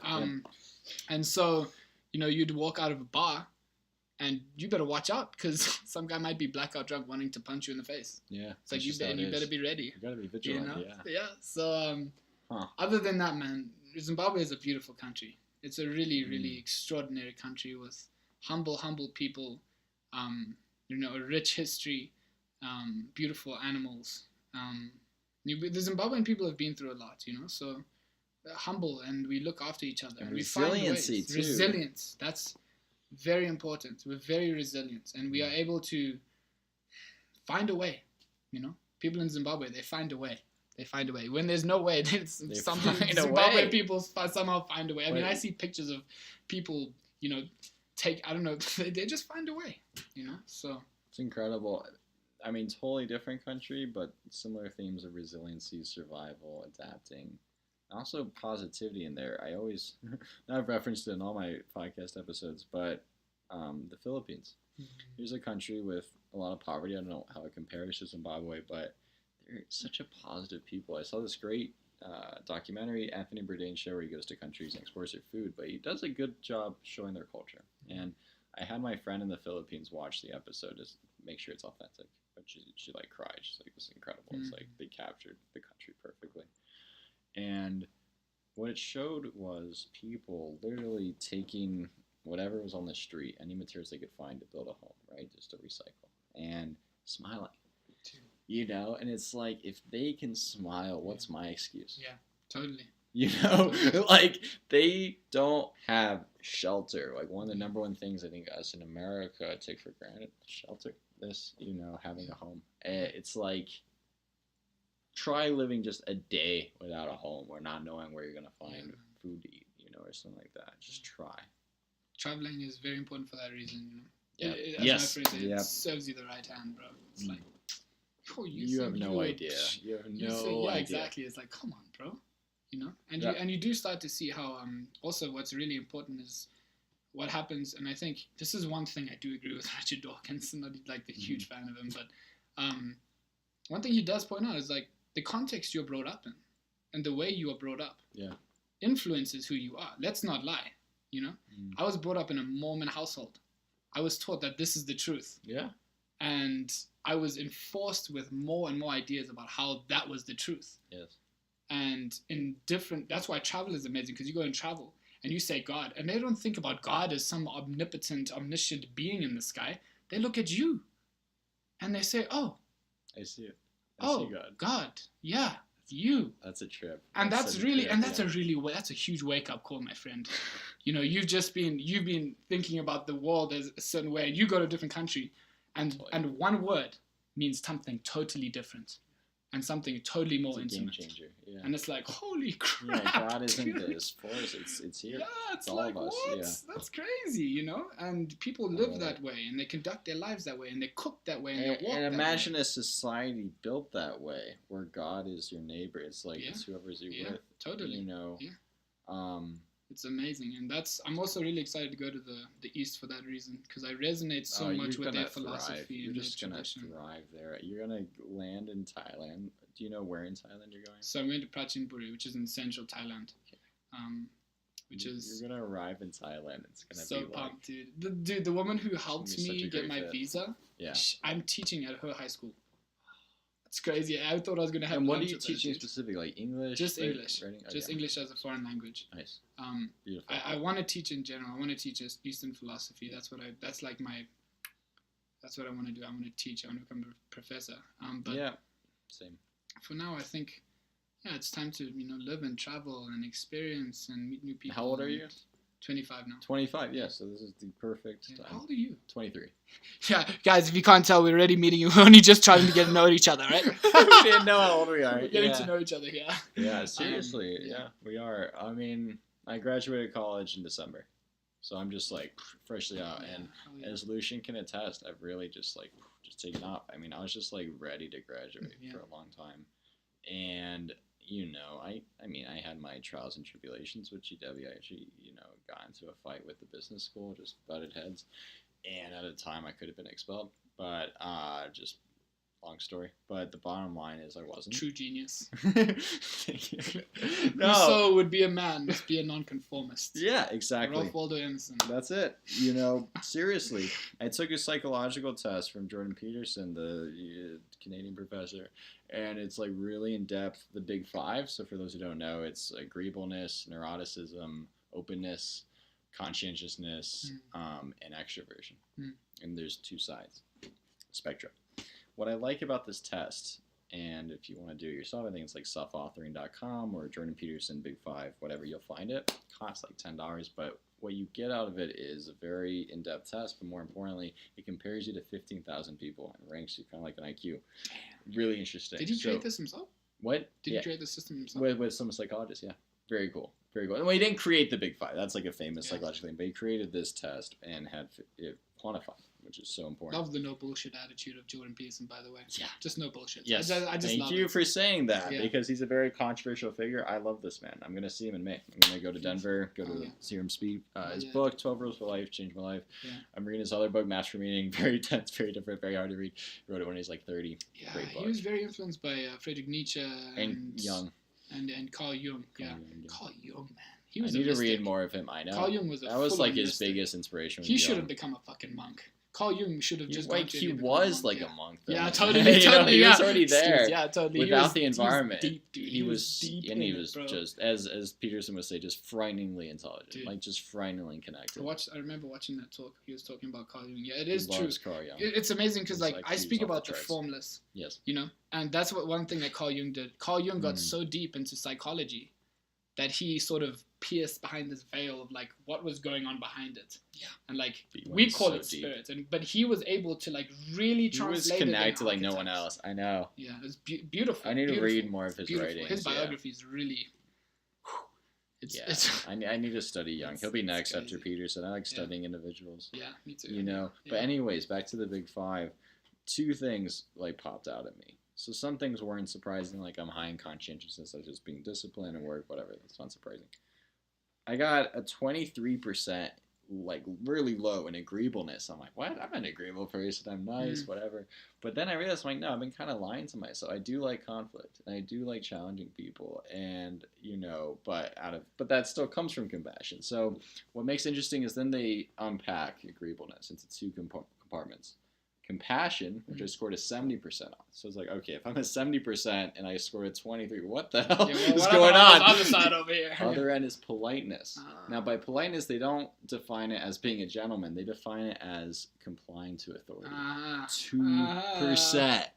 98% people who took the test, 15,000 people, higher in compliance with it. Wow. And it makes sense. Yeah. That's the whole fight I got with GW and why I got during the big sweat. I would not back down. Dude. I did not like giving orders that were not justified. Good for you, dude. You know, Good for you. my dad's the same way. We're the same, Yes. you know. My dad protested in Madison, Wisconsin, so we went to college against the Vietnam War. Thousands protested, 13 got arrested, 2 were him and his identical twin. Dude. No, see, I think that rebelling is a test of true genius. Like, I think most of the best geniuses were They're rebels. rebellious. You know? But, you know, genius is one of those words, though. It's like, I think it needs to be proven. I'm only 23, so I won't consider myself that yet anyways. But with genius, you're right. Like, I think of Nikola Tesla. I think he's the smartest human who ever lived. Massive inventor. If anyone listening don't know who he is, look him up, please. Like, I could talk for days of this man. But the bottom line was, he's arguably the smartest man who ever lived. Totally rebellious. But he was so out there. He's a foreigner to humanity in a sense. You can make an argument that he's an alien because, like, what he knew. Yeah. Like, he predicted the smartphone in the 1800s. Yeah. And he, you know, and he worked for Edison. Edison screwed him over. He went his own path. And I guess one thing can be credited him is AC currency and electricity. He did a lot with. He was best friends with Mark Twain, so you'd have Mark Twain in a chair with electric currents and the Tesla coils. Dude? Yeah, What? they were. Of course, they were friends because Yeah. you know, smart recognizes intelligence and. He's a brilliant man, and finally today he's getting recognition. There needs to be a movie that's made about Emotional intelligence is also really important. Yes, I think when we for consider success genius, too, and, you know? and fulfillment. Yeah. It's a different type. Yep, there's many types of intelligence. Yeah. Emotional is finally getting the acclaim and recognition it deserves. Daniel Goleman, yeah, you know, Daniel Goleman is someone who, he also went to India and came back and wrote Emotional Intelligence, and that book kind of like went wild. But, Yeah. I do think that like emotional intelligence finally is being recognized as, you know, and the formless as well. You know, when I say formless, I just mean a point of awareness. You know, like awareness that hasn't got any objectivity to it. It's very transparent. I think it's so hard to prove that. That's the only thing. It's like being able to prove genius it would be so incredible. But how to prove the formless awareness with no objectivity in it, you know? It's tough. That's something that's I think it's something you just recognize, you know? It's just something you pick up and it's undeniable. And that can't be learned either. That's the other thing. Like I tell people, work ethic is important, always improving, working hard. But when we tell our children or future generations you can be anything, you know, you can be many things. And I think it's important to not find yourself or find your passions, but create passions, create things, and just be yourself to that entirety, right? No matter how much you practice at soccer, chances are you'll never be as good as Lionel Messi. He's a god in the soccer world, and he's like a big inspiration of mine because it's like, that is genius to me. It's like, he's not trying, he's playing. Yes, he works hard, don't get me wrong, but as I think Thierry Henry, the French soccer player, said, we said, who's the best player you ever played with? He played with Messi. He said, well, Bergkamp. They said, what about Messi? He's like, he's not human. Bottom line. And basically he said, when we would practice in Barcelona, has the best defenders, midfielders, everyone. He would play with us like we were school children, right? Yeah. Like he was a schoolyard and he was a kid just dribbling past everyone to score, but he was doing that against the best defenders in the world. No, he wasn't. He's just playing. Just being him. I love it. Like if the play stops and someone fouled him, he doesn't care. He's like, let me just see the ball. Let's keep playing. It's a game. It's interesting, man. I want to go back to that. We got sidetracked. We talked about. No, you said becoming. It's so interesting because self-realization. Just going back to the self-realization. Yes. It's more about unbecoming. Like it's backwards. It's so interesting because, and like you see this in like Taoism. It's just like if you want to become clever, like learn. If you want to become wise, unlearn. I think. And it's like great. This the process of unbecoming as well. There's true genius in that because there's true genius in being able to surrender and to take away, because we like to obtain and we like to add. But to subtract. What happens when you go the other way? Yes. Because I think that's where wisdom is going backwards. Yeah. And like knowledge and cleverness is going forwards. Yeah. Like in Hermann Hesse's book on Buddha, it's like a novel on Buddha. He what happens is there's this beautiful scene where he's talking to the Buddha. Gautama is talking to Buddha.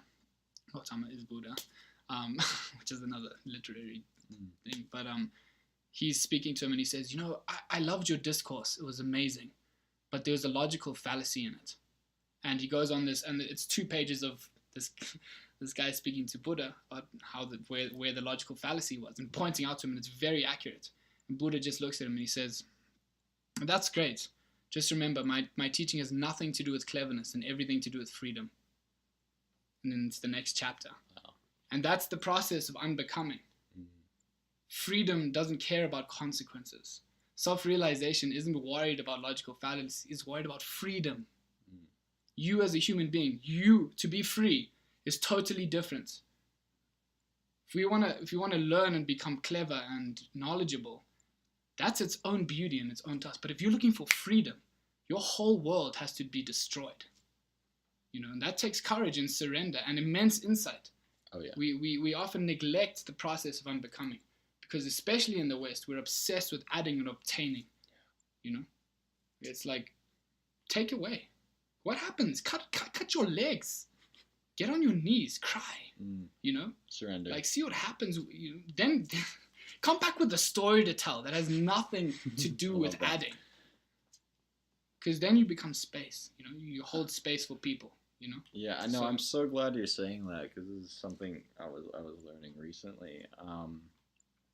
To take away, when you look at some of the highest achievers, however you define, that's a broad word, what does it mean to achieve, but like Nobel Prize winners, they're the masters of taking away. There is this great study that this guy did, this famous psychologist who invented the term flow. He was the inventor. Can't say his name. I know, dude. I know the name of that book. I tried to say it 10 times and I couldn't say it. Like, it's so hard. So we'll just call him Flow. Like the flow guy. The flow guy, yeah. He who flows. So he was going to do this seminal cross-cultural study on Nobel Prize winners. How are they so productive? How are they so brilliant? And he was going to study them. And he invited them, and this was him in his peak. So he's very well known, famous. And 40% said they couldn't make it. 50% didn't respond. 90% nothing.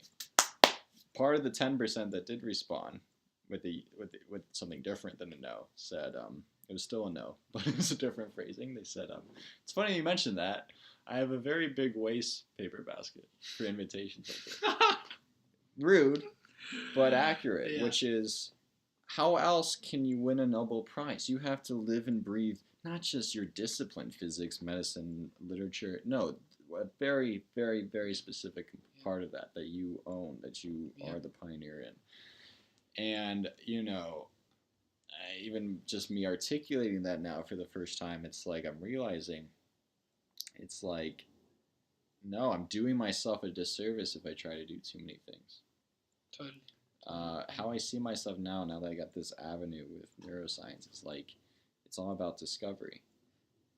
The only way you do that is if you become the foremost expert. You just live and breathe that. You should be well read and do other things, but like, no, this is my focus. I can't do all these other things. And what I love about research and what I love about just discovery is you can do that anywhere. You know what I mean? I mean, if you have internet or a library, like, which is like my favorite place in the world is a library. It's all there. It's all there. It's all there. Yeah. And with neuroscience, right, with the advancements in the technology, with the PET scans, the MRI scans, and fMRI scans, it's like we reinvented the telescope, but for the brain. And it's like, once the telescope was invented, and then Galileo refigured it, and then look at what he discovered. He saw we're not the center of the universe. That's what he discovered. Yeah. So what are we going to discover with the advancements in neuroscience? Who knows? Damn, dude, I'm so excited. I'm so excited. Thank you. Dude, I need to pee real quick. I'm drinking so much water. Take a break, yes.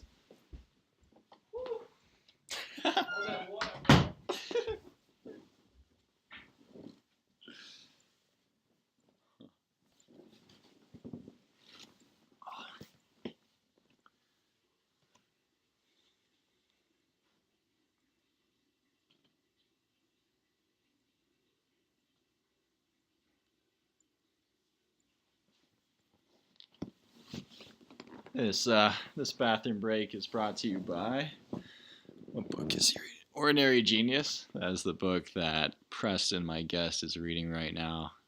It's a poetry book. It looks very interesting.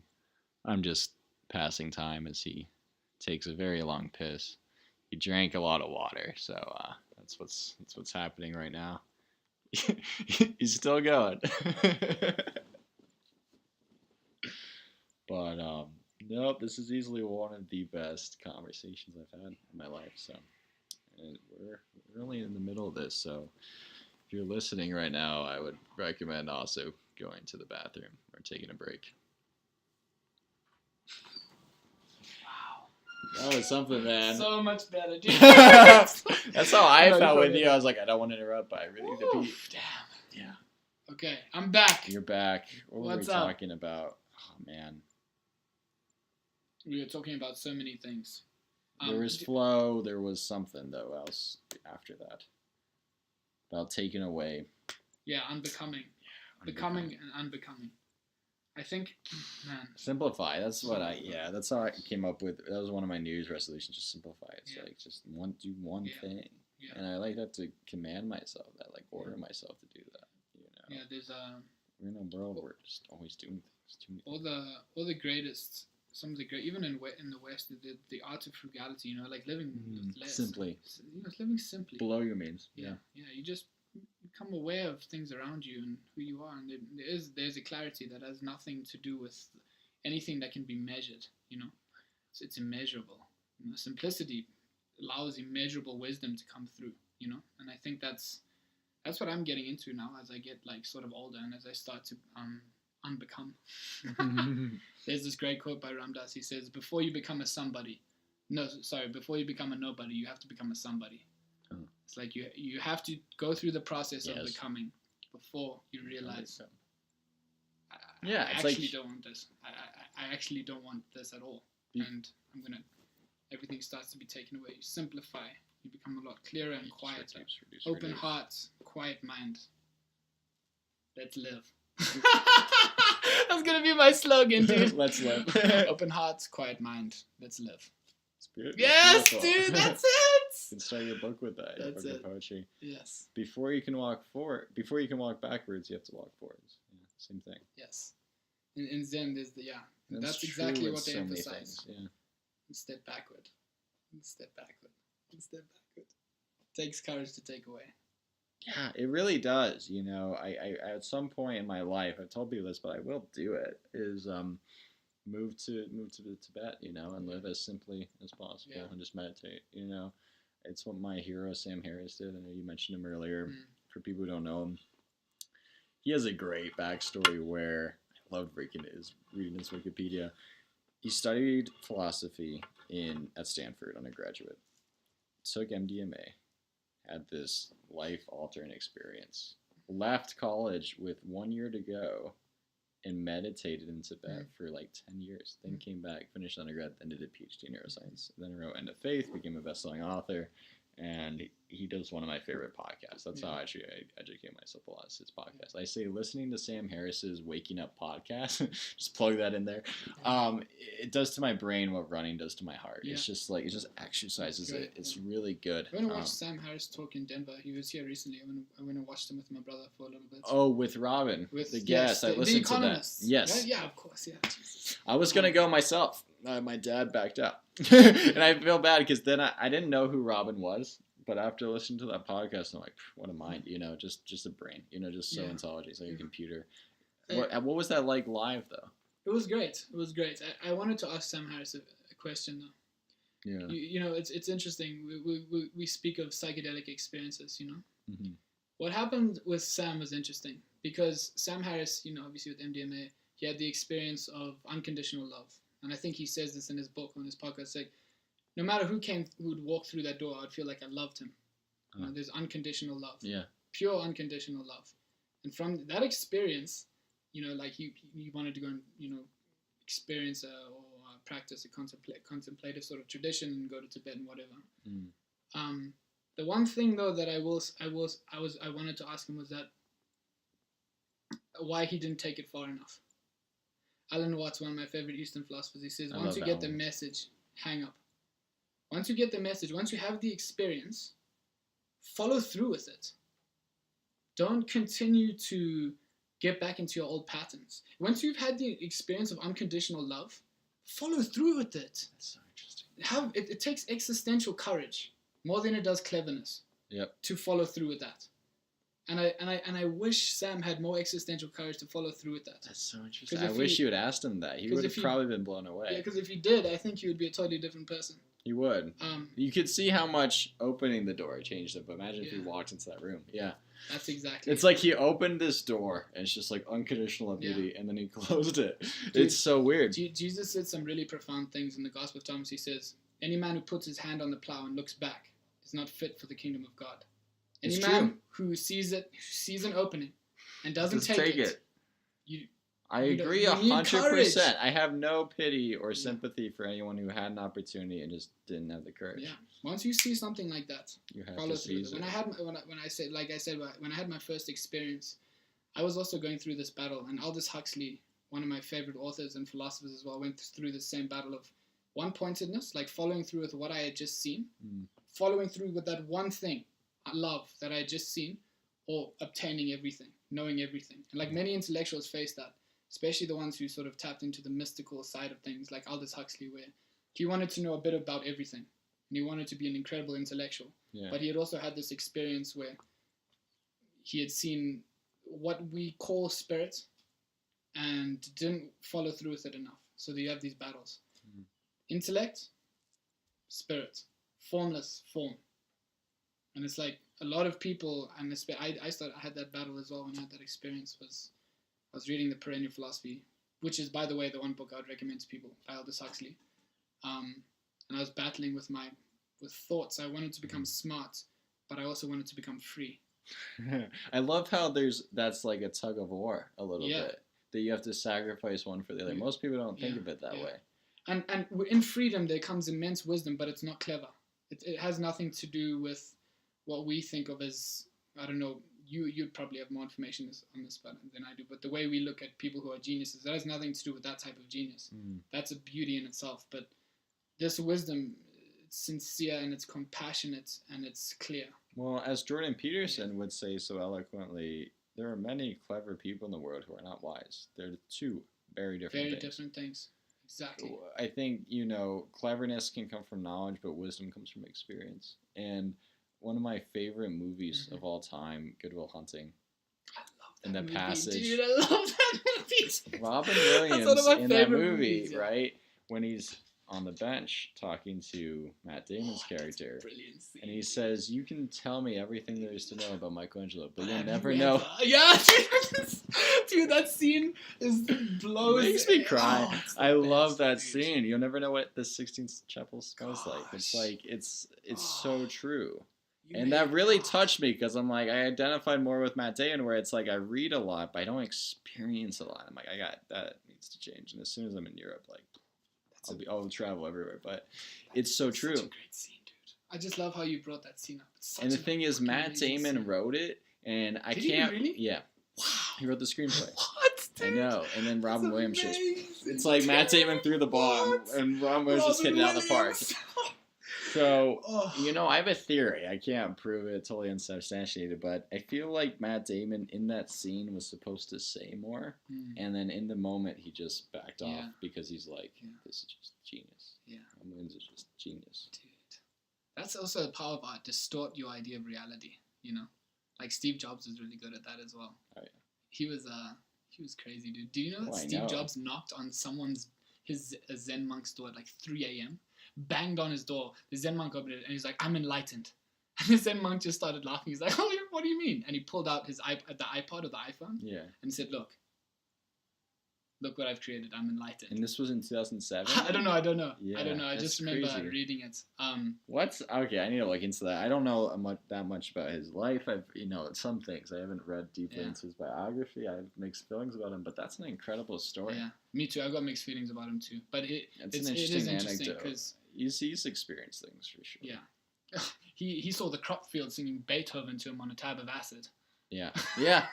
And then he said, and then he recommended Paramahansa Yogananda's book as one of his top 5 books to read. Yeah. And in that book, there's just miracles, Oh, my yogi master created miracles and this and that and this and that. And it's like, yeah, it's very easy for a rational mind to look at that and be like, but once you've had an experience where the crop field starts singing Beethoven boils down to.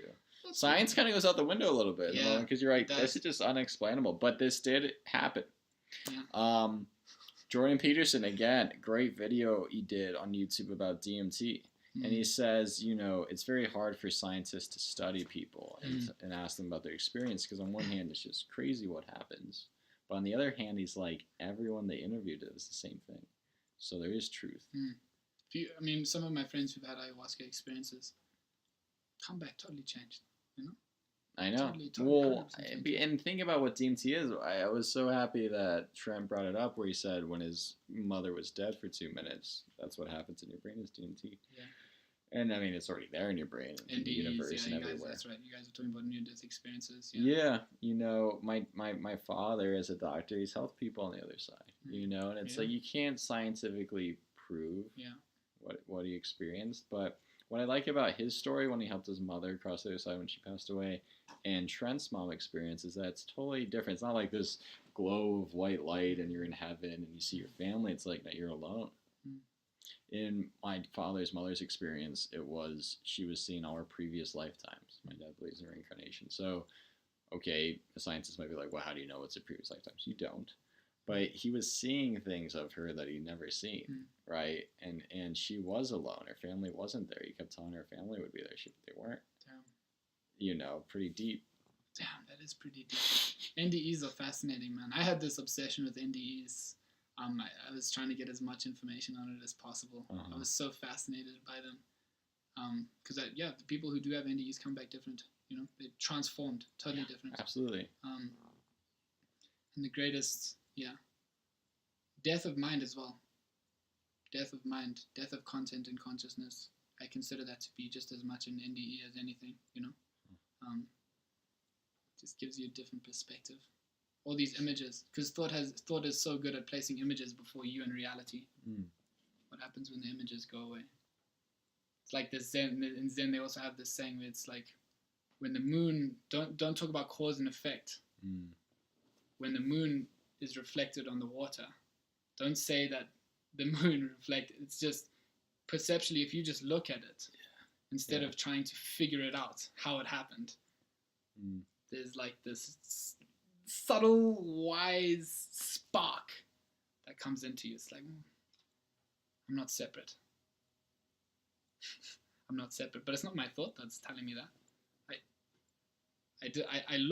I'm looking at the tree without an image of what it is, and I feel very connected to it. I feel like there's no difference between the observer and the observed.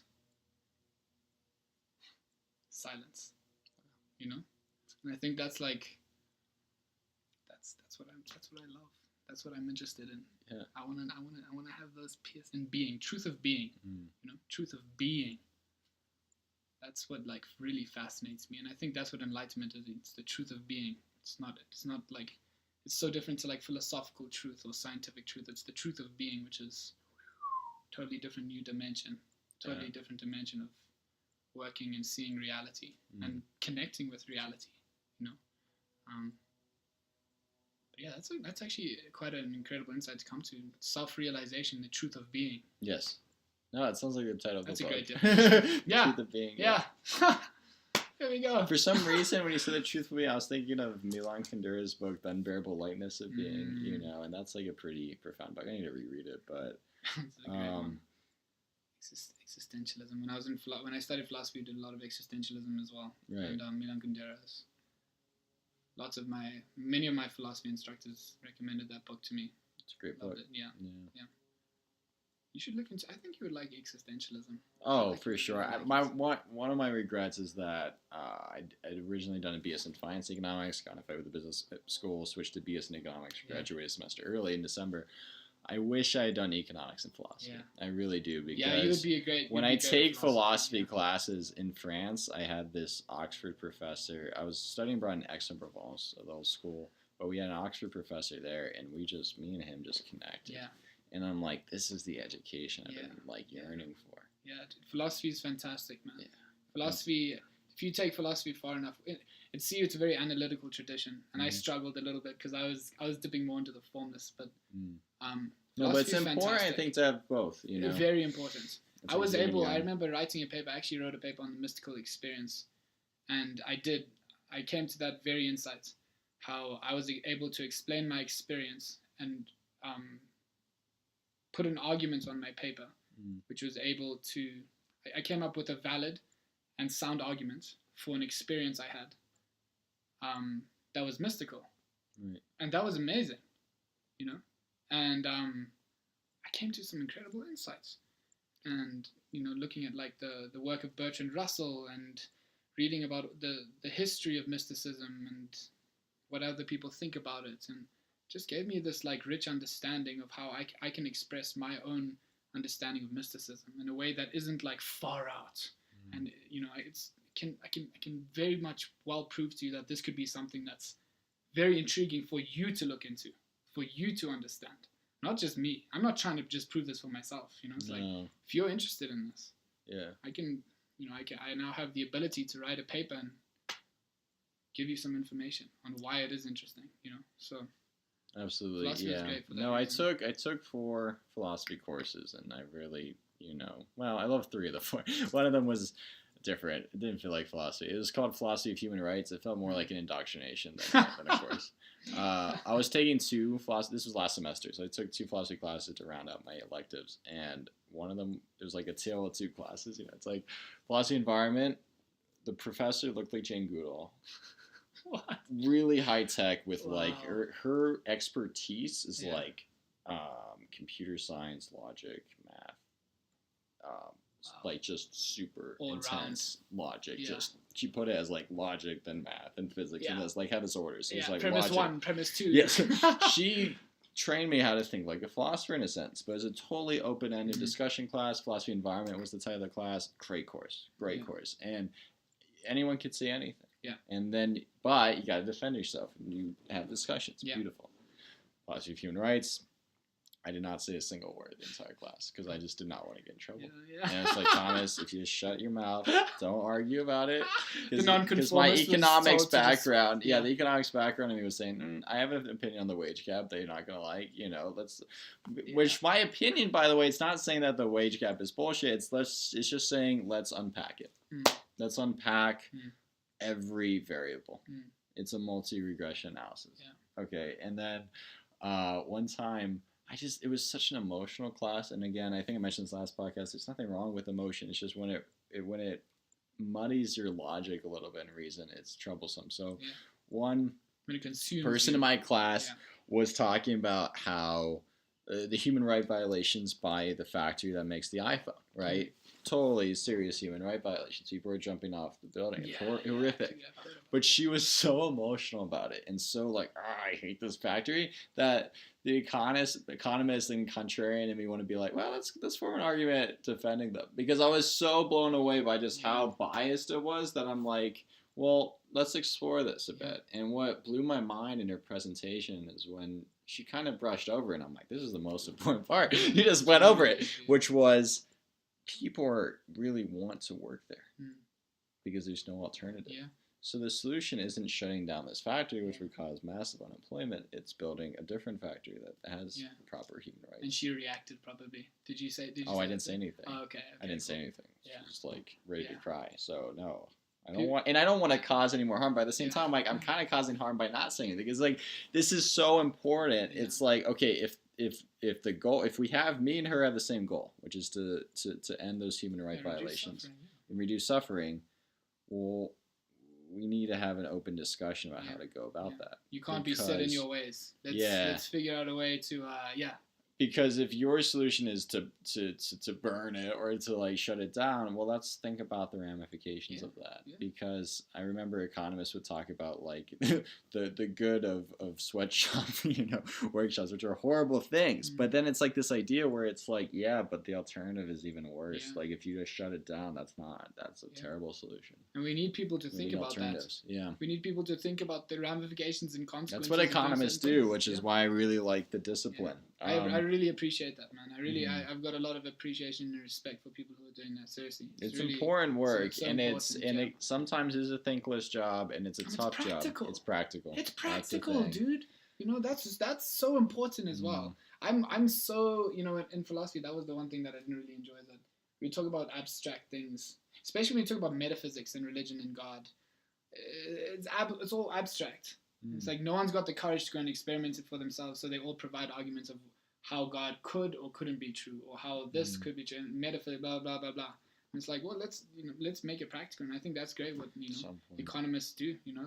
Especially development economists. My professor last semester took a development economics class, changed my life.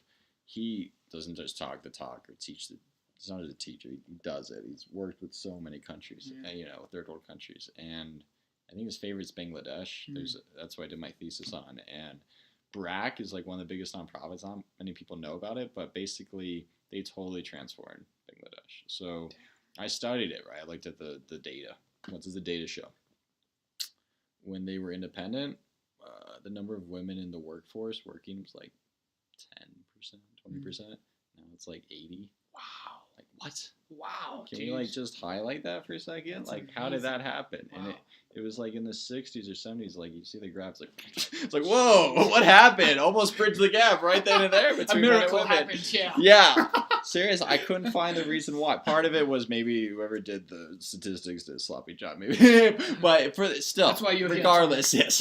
But regardless, it's extraordinary, right? Yeah. And that's what I'll do in my research conference next month is explain that. I'm like, we need to dive into this more. This is extraordinary, right? And then, Bangladesh, like, still a lot of progress to go. But my thesis was called Bangladesh's quest to becoming a middle-income country, going from lower middle to middle. It's really extraordinary. Wow, dude, that's a huge task.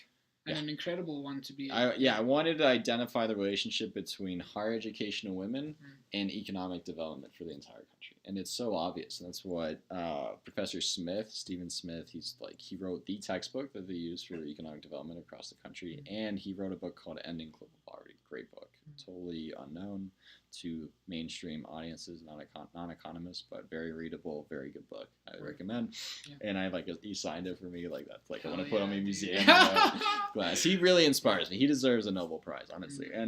But he's done so much great work, and that's why at first I wanted to do a PhD in economics. Now that's shifting to a PhD in neuroeconomics. But the bottom line is like, by him doing that, it's a lot of math, but when you get through it, it's like now you can kind of do anything. You're free, you have power, and expertise and knowledge and insight, and it's like, you just see things in a different way. Economists that I respect, they lack what they highlight in like verbal and mathematical intelligence. They lack in emotional intelligence. That's the struggle. So I hope to bridge that. it can be unemotional at times. You're aware of that. That's important. Oh, how many people aren't aware of that? How many economists aren't aware of that? You know, that's important. It's true. It's true. There's a funny story where there's a professor who's been at GW for 40 years. It's just GW. He's like the grandfather of it. And he was sending emails of job opportunities for econ majors. It was great. And no one would go to these opportunities. And he was getting really frustrated, of course. And so I came in. My expertise now is behavior economics, the fusion of psychology and economics. And I said, your emails are badly worded. You need to change the emails. He said, how so? Yeah, very abrupt, challenging him. I said, and he's like a genius, and like a PhD at MIT. I said, I went to one of the econ conferences, an econ consulting firm. It seemed very intimidating, your email, but when I went, they spent more time talking about laser tag and soccer and work-life balance. I'm like, you need to highlight that in the emails. And he did. He's like, all right, I'll try it. I mean, I'm so frustrated. And I don't know. Unfortunately, I don't have any data, any results of how people turned out. But he did change the emails, and I really respected that. Yeah, man. You know, he's an awesome guy. But that's something you could really bring to any economics program, I think, is your awareness of that. Sure, the human element. That's really important. Human element makes anything you study, any topic you study, way more interesting and way more easy, and so it becomes a lot easier to connect with others and relate to people. And here's the tricky thing. So it's really taking off behavioral economics. The last person to win a Nobel Prize in economics, the discipline, was a behavioral economist. And that was a big deal, one of the pioneers, and that shows me, oh my God, I should do that. It's really catching on, and that's why I do my work. But it's like the opposite is so much harder, bringing in the scientific and mathematical rigor to the humanities, like not philosophy. So like, you know, women's studies, gender studies, sociology, anthropology. There's a resistance. It's harder for me to do that, and I learned so much from a girl I'm dating now who is doing a master's in literature at CU, which is awesome. She's like, I learned so much from her. You would love to talk to her, yeah. But basically, she was teaching me about continental philosophy. I didn't know that was a thing, and postmodernism, post-structuralism, everything, right? Very interesting thing. And what I was struck by is it was very influenced by French philosophers, you know, by French men, so like Derrida and Foucault and people like them, intellectuals, heavyweights, you know, interesting people. But there's this clash almost with biology and with science, and I think it's unnecessary. I think it can completely be reconciled, the two. But I remember one time Derrida said, natural sciences don't give the best, and I'm paraphrasing, don't give the best interpretation of natural phenomena. So then I say, well, what does? Do you, Derrida? You know, like, you're gonna battle all of science, you know? And I'm like, brave man. You know, and he says there's no such thing as truth, there's only interpretation. I'm like, that sounds profound, but if we really unpack that, it's very problematic. I made a joke to emphasize the point. Derrida is speeding 50 miles past the speed limit. It's a made-up story, but and a police officer pulls him over and says, "You're going 50 miles over the speed limit. What were you thinking?" He says, "Oh, I don't interpret it that way. I was going my own speed limit." And it's like, there are laws. There is objective truths, I think. That's very interesting. The problem of interpretation. Yeah, too much. Too much interpretation. Too much interpretation. No truth. Yeah. Stop trying to interpret it. Seriously. No, seriously. Yeah. You know, like, we are obsessed with interpreting. We are. And for that very reason, overboard, we can never accept the truth. Yeah. You know? And it is there. That's what frustrates me. So there are objective truths. There's truths. Yes. Yeah, that's one of the things I do appreciate about Jordan Peterson. Yes. He just says it. Hey, listen. I think that's why he's such a controversial figure. People don't like somebody saying this is how it is. They say, no, it's subjective. There's interpretation. Yeah. Many things are subjective, but you can't just throw away the subjectivity. What I would want to do through this platform in the future is have somebody in the gender studies and somebody in a biology department. That would be great. And just a debate. But the only two rules: be honest, be civil. Yeah. That's it. Yeah. And right now, with a lot of them saying the conflict with Jordan Peterson, a lot of conflict with Ben Shapiro, a lot of conflict with a lot of right-wingers, even though Jordan Peterson's not right-wing at all. Yeah. He's classically liberal, if anything. And it's like, you're not including biologists in the conversation, and that's so flawed. It's very and flawed. I almost fear like it's a fear. It's like a fear that they might learn something they're uncomfortable about. Obsession with identity. Yes, identity politics. Obsession with identity. It's everything. Ruins you. Yeah. Totally ruins you. Oh yeah. And it's like, yeah, it is important that we have biologists there, because we do need to see the facts and the truth. And so it's like, and interesting, because like in what I'm interested in, like things like self-realization, identity is a cripple. Identity cripples you, because with identity, you have put blocks on that which is spontaneous and free to express itself without identity. Yeah. You see, without identity, the Tao works best. It's true. The water flows. Yeah. The rain comes down. Yeah. We don't, and like if you look at a lion, you know, like animals as well, and like I remember going back home and watching a lion. A lion has no idea who he is. Yeah, no identity. And look what he does. Yeah. Look what he does. Look what he accomplishes.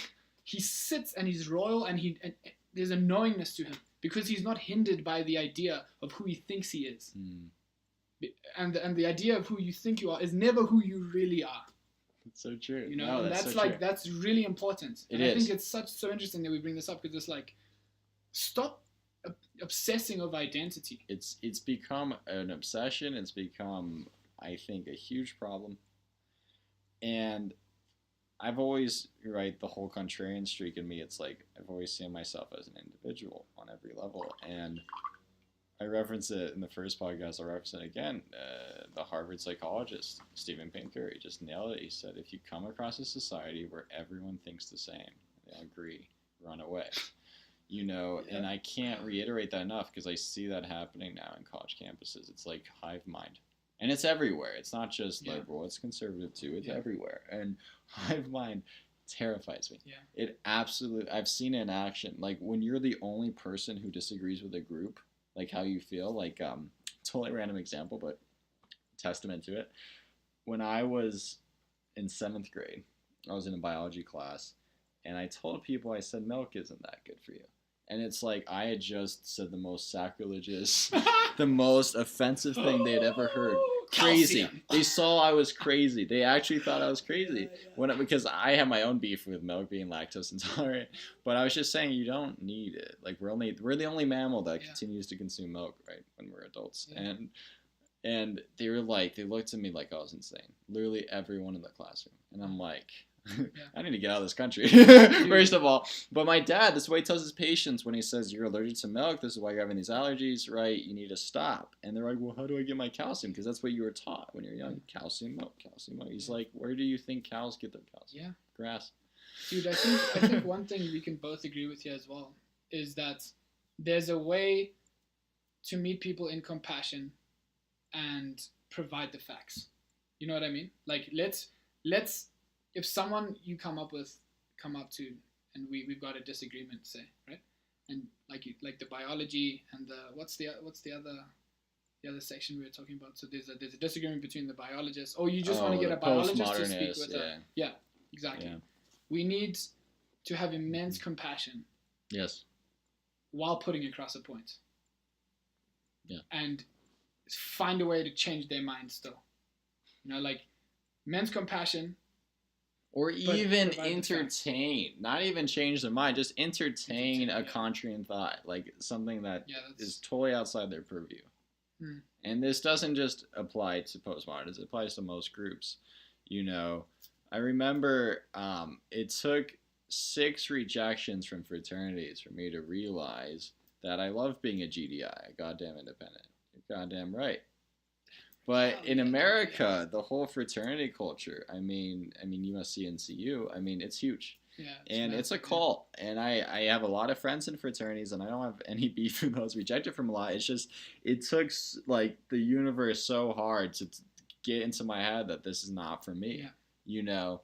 And I'm totally an independent, and I don't like exclusionary groups. I think there's this deep psychological phenomenon where we're attracted to the excluded, the exclusive club, the exclusive room, the exclusive bar, the exclusive club, right? Like, and it's very toxic. I mean, it's like, And then we don't maybe consciously, but maybe unconsciously look down on like things that are completely inclusive. Yeah. Even though that should be the goal. I mean, we're all human, we're all one, singularity kind of thing. And a lot of people preach inclusiveness, but are still exclusive. Like it's a weird kind of irony, you know? It's really interesting. And I heard recently, I forget who I heard this from, but it's interesting where, you know, I have a gay cousin, and he's like 50 or in his 50s, and so back in his day, there's only one letter. It's just Q for queer. There was an LGBTQI to that, and it's just become more and more fragmented. He doesn't like that at all. But he says it's like the next group to be excluded are going to be gay men from the LGBTQ because they don't struggle enough, whatever that means. Yeah. Damn, dude. Isn't that insane? It's twisted. Because they're a man. Patriarchy did it. And of course the patriarchy is real and all this stuff, but it's like, what are you doing? What are you doing? You know, like they still had to come out. Yeah. What is that? You know, and that deeply, deeply disturbs me. I remember I saw a conversation with the biology professor Brett Weinstein, who got fired essentially because he refused, under the grounds of racism, he refused to not come to class for one day. They're doing a thing where only students of color go to school and all the white people stay home. He says that's discriminatory. Look, you said every year you had a tradition where you stay at home as a protest, and I've been a proponent for that. I support that. But you can't tell me to not go to work. Yeah. And then they called him racist, and then eventually lost his job already, quit out of safety. So he had a panel with his wife, who's also a badass. It's like awesome. And then some others. And one woman was talking about how she sat into these gender study committees, and they got a group, and she's like, we couldn't have a single, again, small sample, so this is one committee, I don't want to shit on everything, but just an anecdote. She said we couldn't have there's no productive outcome from this, because we were arguing about how to separate the groups based on who struggles the most. So it's like, well, okay, if you're a black woman and you're queer, then you struggle more than white women who are queer. So you need a different group. But if you're a black woman and you have a white partner, that's privilege. So then you need to be. It's like, what are you doing to yourselves? You're eating each other. Like you're consuming each other. If you can't, it's like no men were there. So now it's like the most privileged women, I put in quotation marks, are the oppressors. And it's like, how far is this gonna go? I mean, and how far do you want to take this? Or should we put psychosis on a pedestal? Is that the aim? Because those are the people who struggle the most, I would say. So is that to be revered? Yeah. Or should we help that? You know, it's such a complicated thing. But that happened to me during the Women's March when Trump got inaugurated. This beautiful thing, historic moment. I love it. I was going to participate. I see a friend of mine, a woman who's a badass. She's an RTC, you know, and just awesome woman, right? She works. She has to do everything that the men do, and though she's like half their size, it's awesome. You know, runs the same miles, same weights, same backpack, everything. Awesome woman, never complains. I love it. Her friends are all excited. It's the Women's March. They have posters, and I'm being friendly. I say, "Oh, where did you get their posters? Could I have one? I want to participate. This is history." And they say, "Oh, you need to go get your own." I'm like, "Okay, fine." As it gets worse, and so I'm like, "Why?" She said, "Well, you need to struggle because you're a white male, heterosexual, cisgender, whatever." And I'm like, "Okay." She's like, Then she goes further. You've never struggled. I'm like, "You don't even know my name." You don't know my story. Oh, you know nothing about me. Luckily I just reassured myself. I was like, it's not worth it. It's their day. They're excited, but I'm gonna stay home today because I was so turned off by that. Even people who I know who are super privileged in life, I would never say that to them. It's very disrespectful. And to say to somebody that was actually discriminatory, that was kind of racist and sexist in and of itself, because all you're judging is my appearance. Yes, I'm a tall. You know what gives me more privilege than being white and a male? It's being tall. If you look at presidents, U.S. presidents, they're all above 6 foot. Just saying, tall privilege, very real. People don't like to talk about that, you know. They get very uncomfortable, you know. It's But crazy how that you know what I'm privileged about? Having two incredibly supportive, loving, interesting, intelligent parents. Yeah. Right? That's fucking privilege. Yeah. That is huge privilege. I'm privileged to be born in a first world country, you know. Yeah, we should just never put down anyone. Exactly. No need to put down anyone, It's so regardless of who you unnecessary. are. We Don't should put just. me down. They should have been accepting of me to be like, yeah, that's great that you want to participate. Come join us. That's what I would have said. You know. Union. Let's bring each other. And so together. what did I end up doing? I ended up talking to the Trump supporters, the guys with the silly red hats, and helping them find a restaurant. You know, I had so much fun. I went to the Lincoln Memorial. I said, hey, can I borrow your hat? Like, you know, Trump. And I took a picture with the red hat. And then I put a caption on Facebook. I deleted it now, but I said, make America great again, like when Obama was president, you know, when we had a flag on the house, you know. You are definitely a nonconformist. I love it. Yeah. Just push people's buttons. I love it. But in the best way possible. In the best way possible, exactly.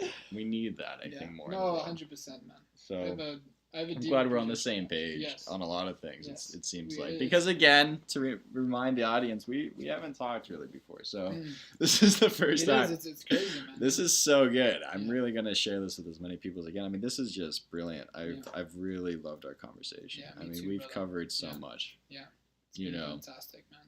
Yeah, and I'm just curious. The last thing I wanted to brush on with you is the future, right? So you were saying Thailand, teaching.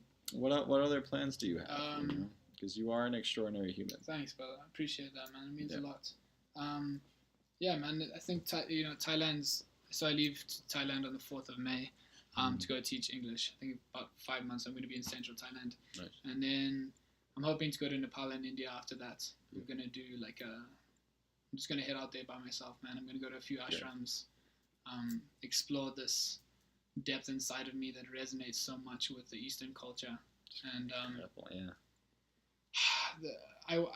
writing to me, teaching and teaching to me is my future. I think that's what I want. That's what I want to do for my future occupation. And then from there, you know, we'll see what happens. But Are you graduating from CU this May? So I graduated last May. Oh, last May. Yeah, philosophy and journalism. So, makes sense. Yeah, that was great, man. Great experience there. But yeah, it's amazing because it's like after I graduated college, I understood that I didn't want to become a journalist. Yeah. And I understood that I didn't want to become a philosopher. But they gave me the tools, right? Absolutely. Like writing. Yeah. Writing and being able to. Oh, that combination. It's incredible. Yeah. Articulate yourself. And especially with what I've come to realize, which is very hard to articulate, philosophy and journalism gave me the tools to speak to others in a way that wasn't like nonsensical. I could speak in a language that they could understand, and that's what I'm hoping to do with teaching. Is I just want to inspire people, and I think what you said was really important. You said, you know, like this idea of entertaining, right? Just entertain the idea, right? Or for me as well as a teacher, facilitate a space for people to come to their own realizations. For me, that's one of the greatest gifts that a teacher can do, or a professor, is inspire and provide space for people to come to their own realizations, because their own realizations are a hell of a lot more empowering than having to refer to someone else. Stop indoctrinating. Yeah. I mean, it's like, just open the door. Open the door. Open the door. You can go in. You cannot. It's okay. Totally. The door is open. Yeah. Just give them the ground to dig themselves. And this goes all the way back to Socrates, you know, the Socratic method. Totally. Yeah. And Aristotle was the one where I got that from, his quote, where it's like, the mark of a sophisticated mind, I'm paraphrasing, is to entertain a thought without something. Yeah. Not buying into so something important. Like that. Yeah. Just to entertain it. Yeah. And I do that all the time. You know, with the climate change lobby in Boulder I'm volunteering in, my job is to talk to conservatives about it, just hear their perspective. Yeah. That's it. Yeah. It's amazing how many liberals aren't doing that. You know, and to me that's like so fun. You know, I love it. I like that. And just to tie everything together, I mean, with this podcast in general, that's the purpose, is to get as diverse set of guests as possible. And I'm so excited. Like Trent, he didn't discuss this in the episode, but he has Armenian roots, and he's like an amazing cook, right? I love, like, I need to eat his food sometime. Also, like, yeah, you need to meet Trent for sure, and check out his apartment. There's like this music room in there. Coolest thing I've ever seen. It's like this, but like a hexagon shape, very small, instruments everywhere. Harp, his girlfriend plays harp professionally, and like, or very advanced in harp, and then he does guitar. And I see a perfect meditation room there, but it's like one window coming down with light. It's a beautiful, beautiful space that he lives in. Yeah, I think you guys would really get along. He's a great guy. He opened up to me. So again, I knew him for 2.5 years, and I learned so much from him in that podcast. I don't think I would have learned otherwise. Yeah. Having this deep dive with those questions and. And of course, this has been incredibly illuminating. It's also helping me because I'm not very versed in the sort of economics or the sort of like what's happening with politics. I'm so focused on what I'm self-actualization, self-realization and philosophy. Which I want to get into. Like it is interesting to see what's going on, in terms of like the identity politics and this like. Turning away from biological facts, and it is interesting. I just don't know more about it, So it's interesting for me to like listen to you talk about that because, I've heard a few like rants of Jordan Peterson, who I love to listen to as well. But I don't think I'm knowledgeable enough to like offer like a strong opinion on those. My basic like opinion on it is just like accept everyone, love everyone, but don't be afraid to hurt their feelings. Yeah, it's like. If you're in a way that's not directed at the personal, Yeah, and that actually ties back to Jordan Peterson. Being harmless is not a virtue. That's very true. So you think you're doing the right thing. You're not going to say anything to them. But who are your real friends? Those who tell you the truth. They're the ones who say, you're stepping out of line right now. That person you're spending time with is not good for you. Yeah.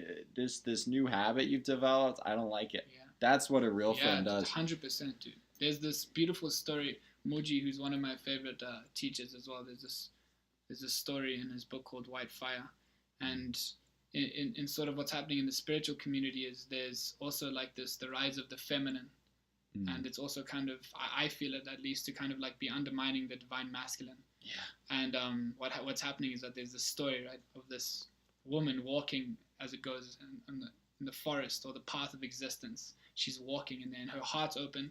She's got immense emotional intelligence, and she's open, and she's loving, and she's tender, and she's vulnerable, and she's just beautiful woman, and she's walking on the path of existence, ready for her wedding. And while she's walking on the path of existence, she comes face to face with a lion. And the lion, her and the lion look at each other, and they start salivating. And at the end of that story, it just says, invite the lion on your path.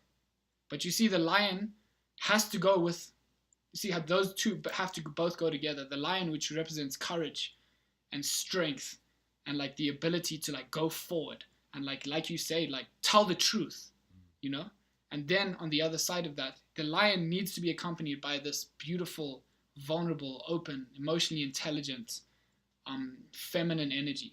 And when those two meet, union. That's what yoga means, union. That's the real union. That's where real wisdom comes from. So it is important. We need the courage and we need the strength and the virtue. And then on the other side, we need to have we need to be vulnerable and open-hearted and loving. And it can combine those two. What a force, Like that's a real force.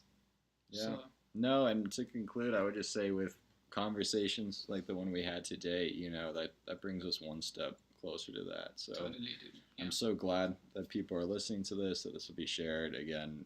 Like this is, I was saying while you're having it in the bathroom, but this is one of the most extraordinary conversations I've had with a human, period. And I talk to people everywhere, and this has been so great. So thank you, man. I'll end it there. We could talk forever, but I love this, so I'm just gonna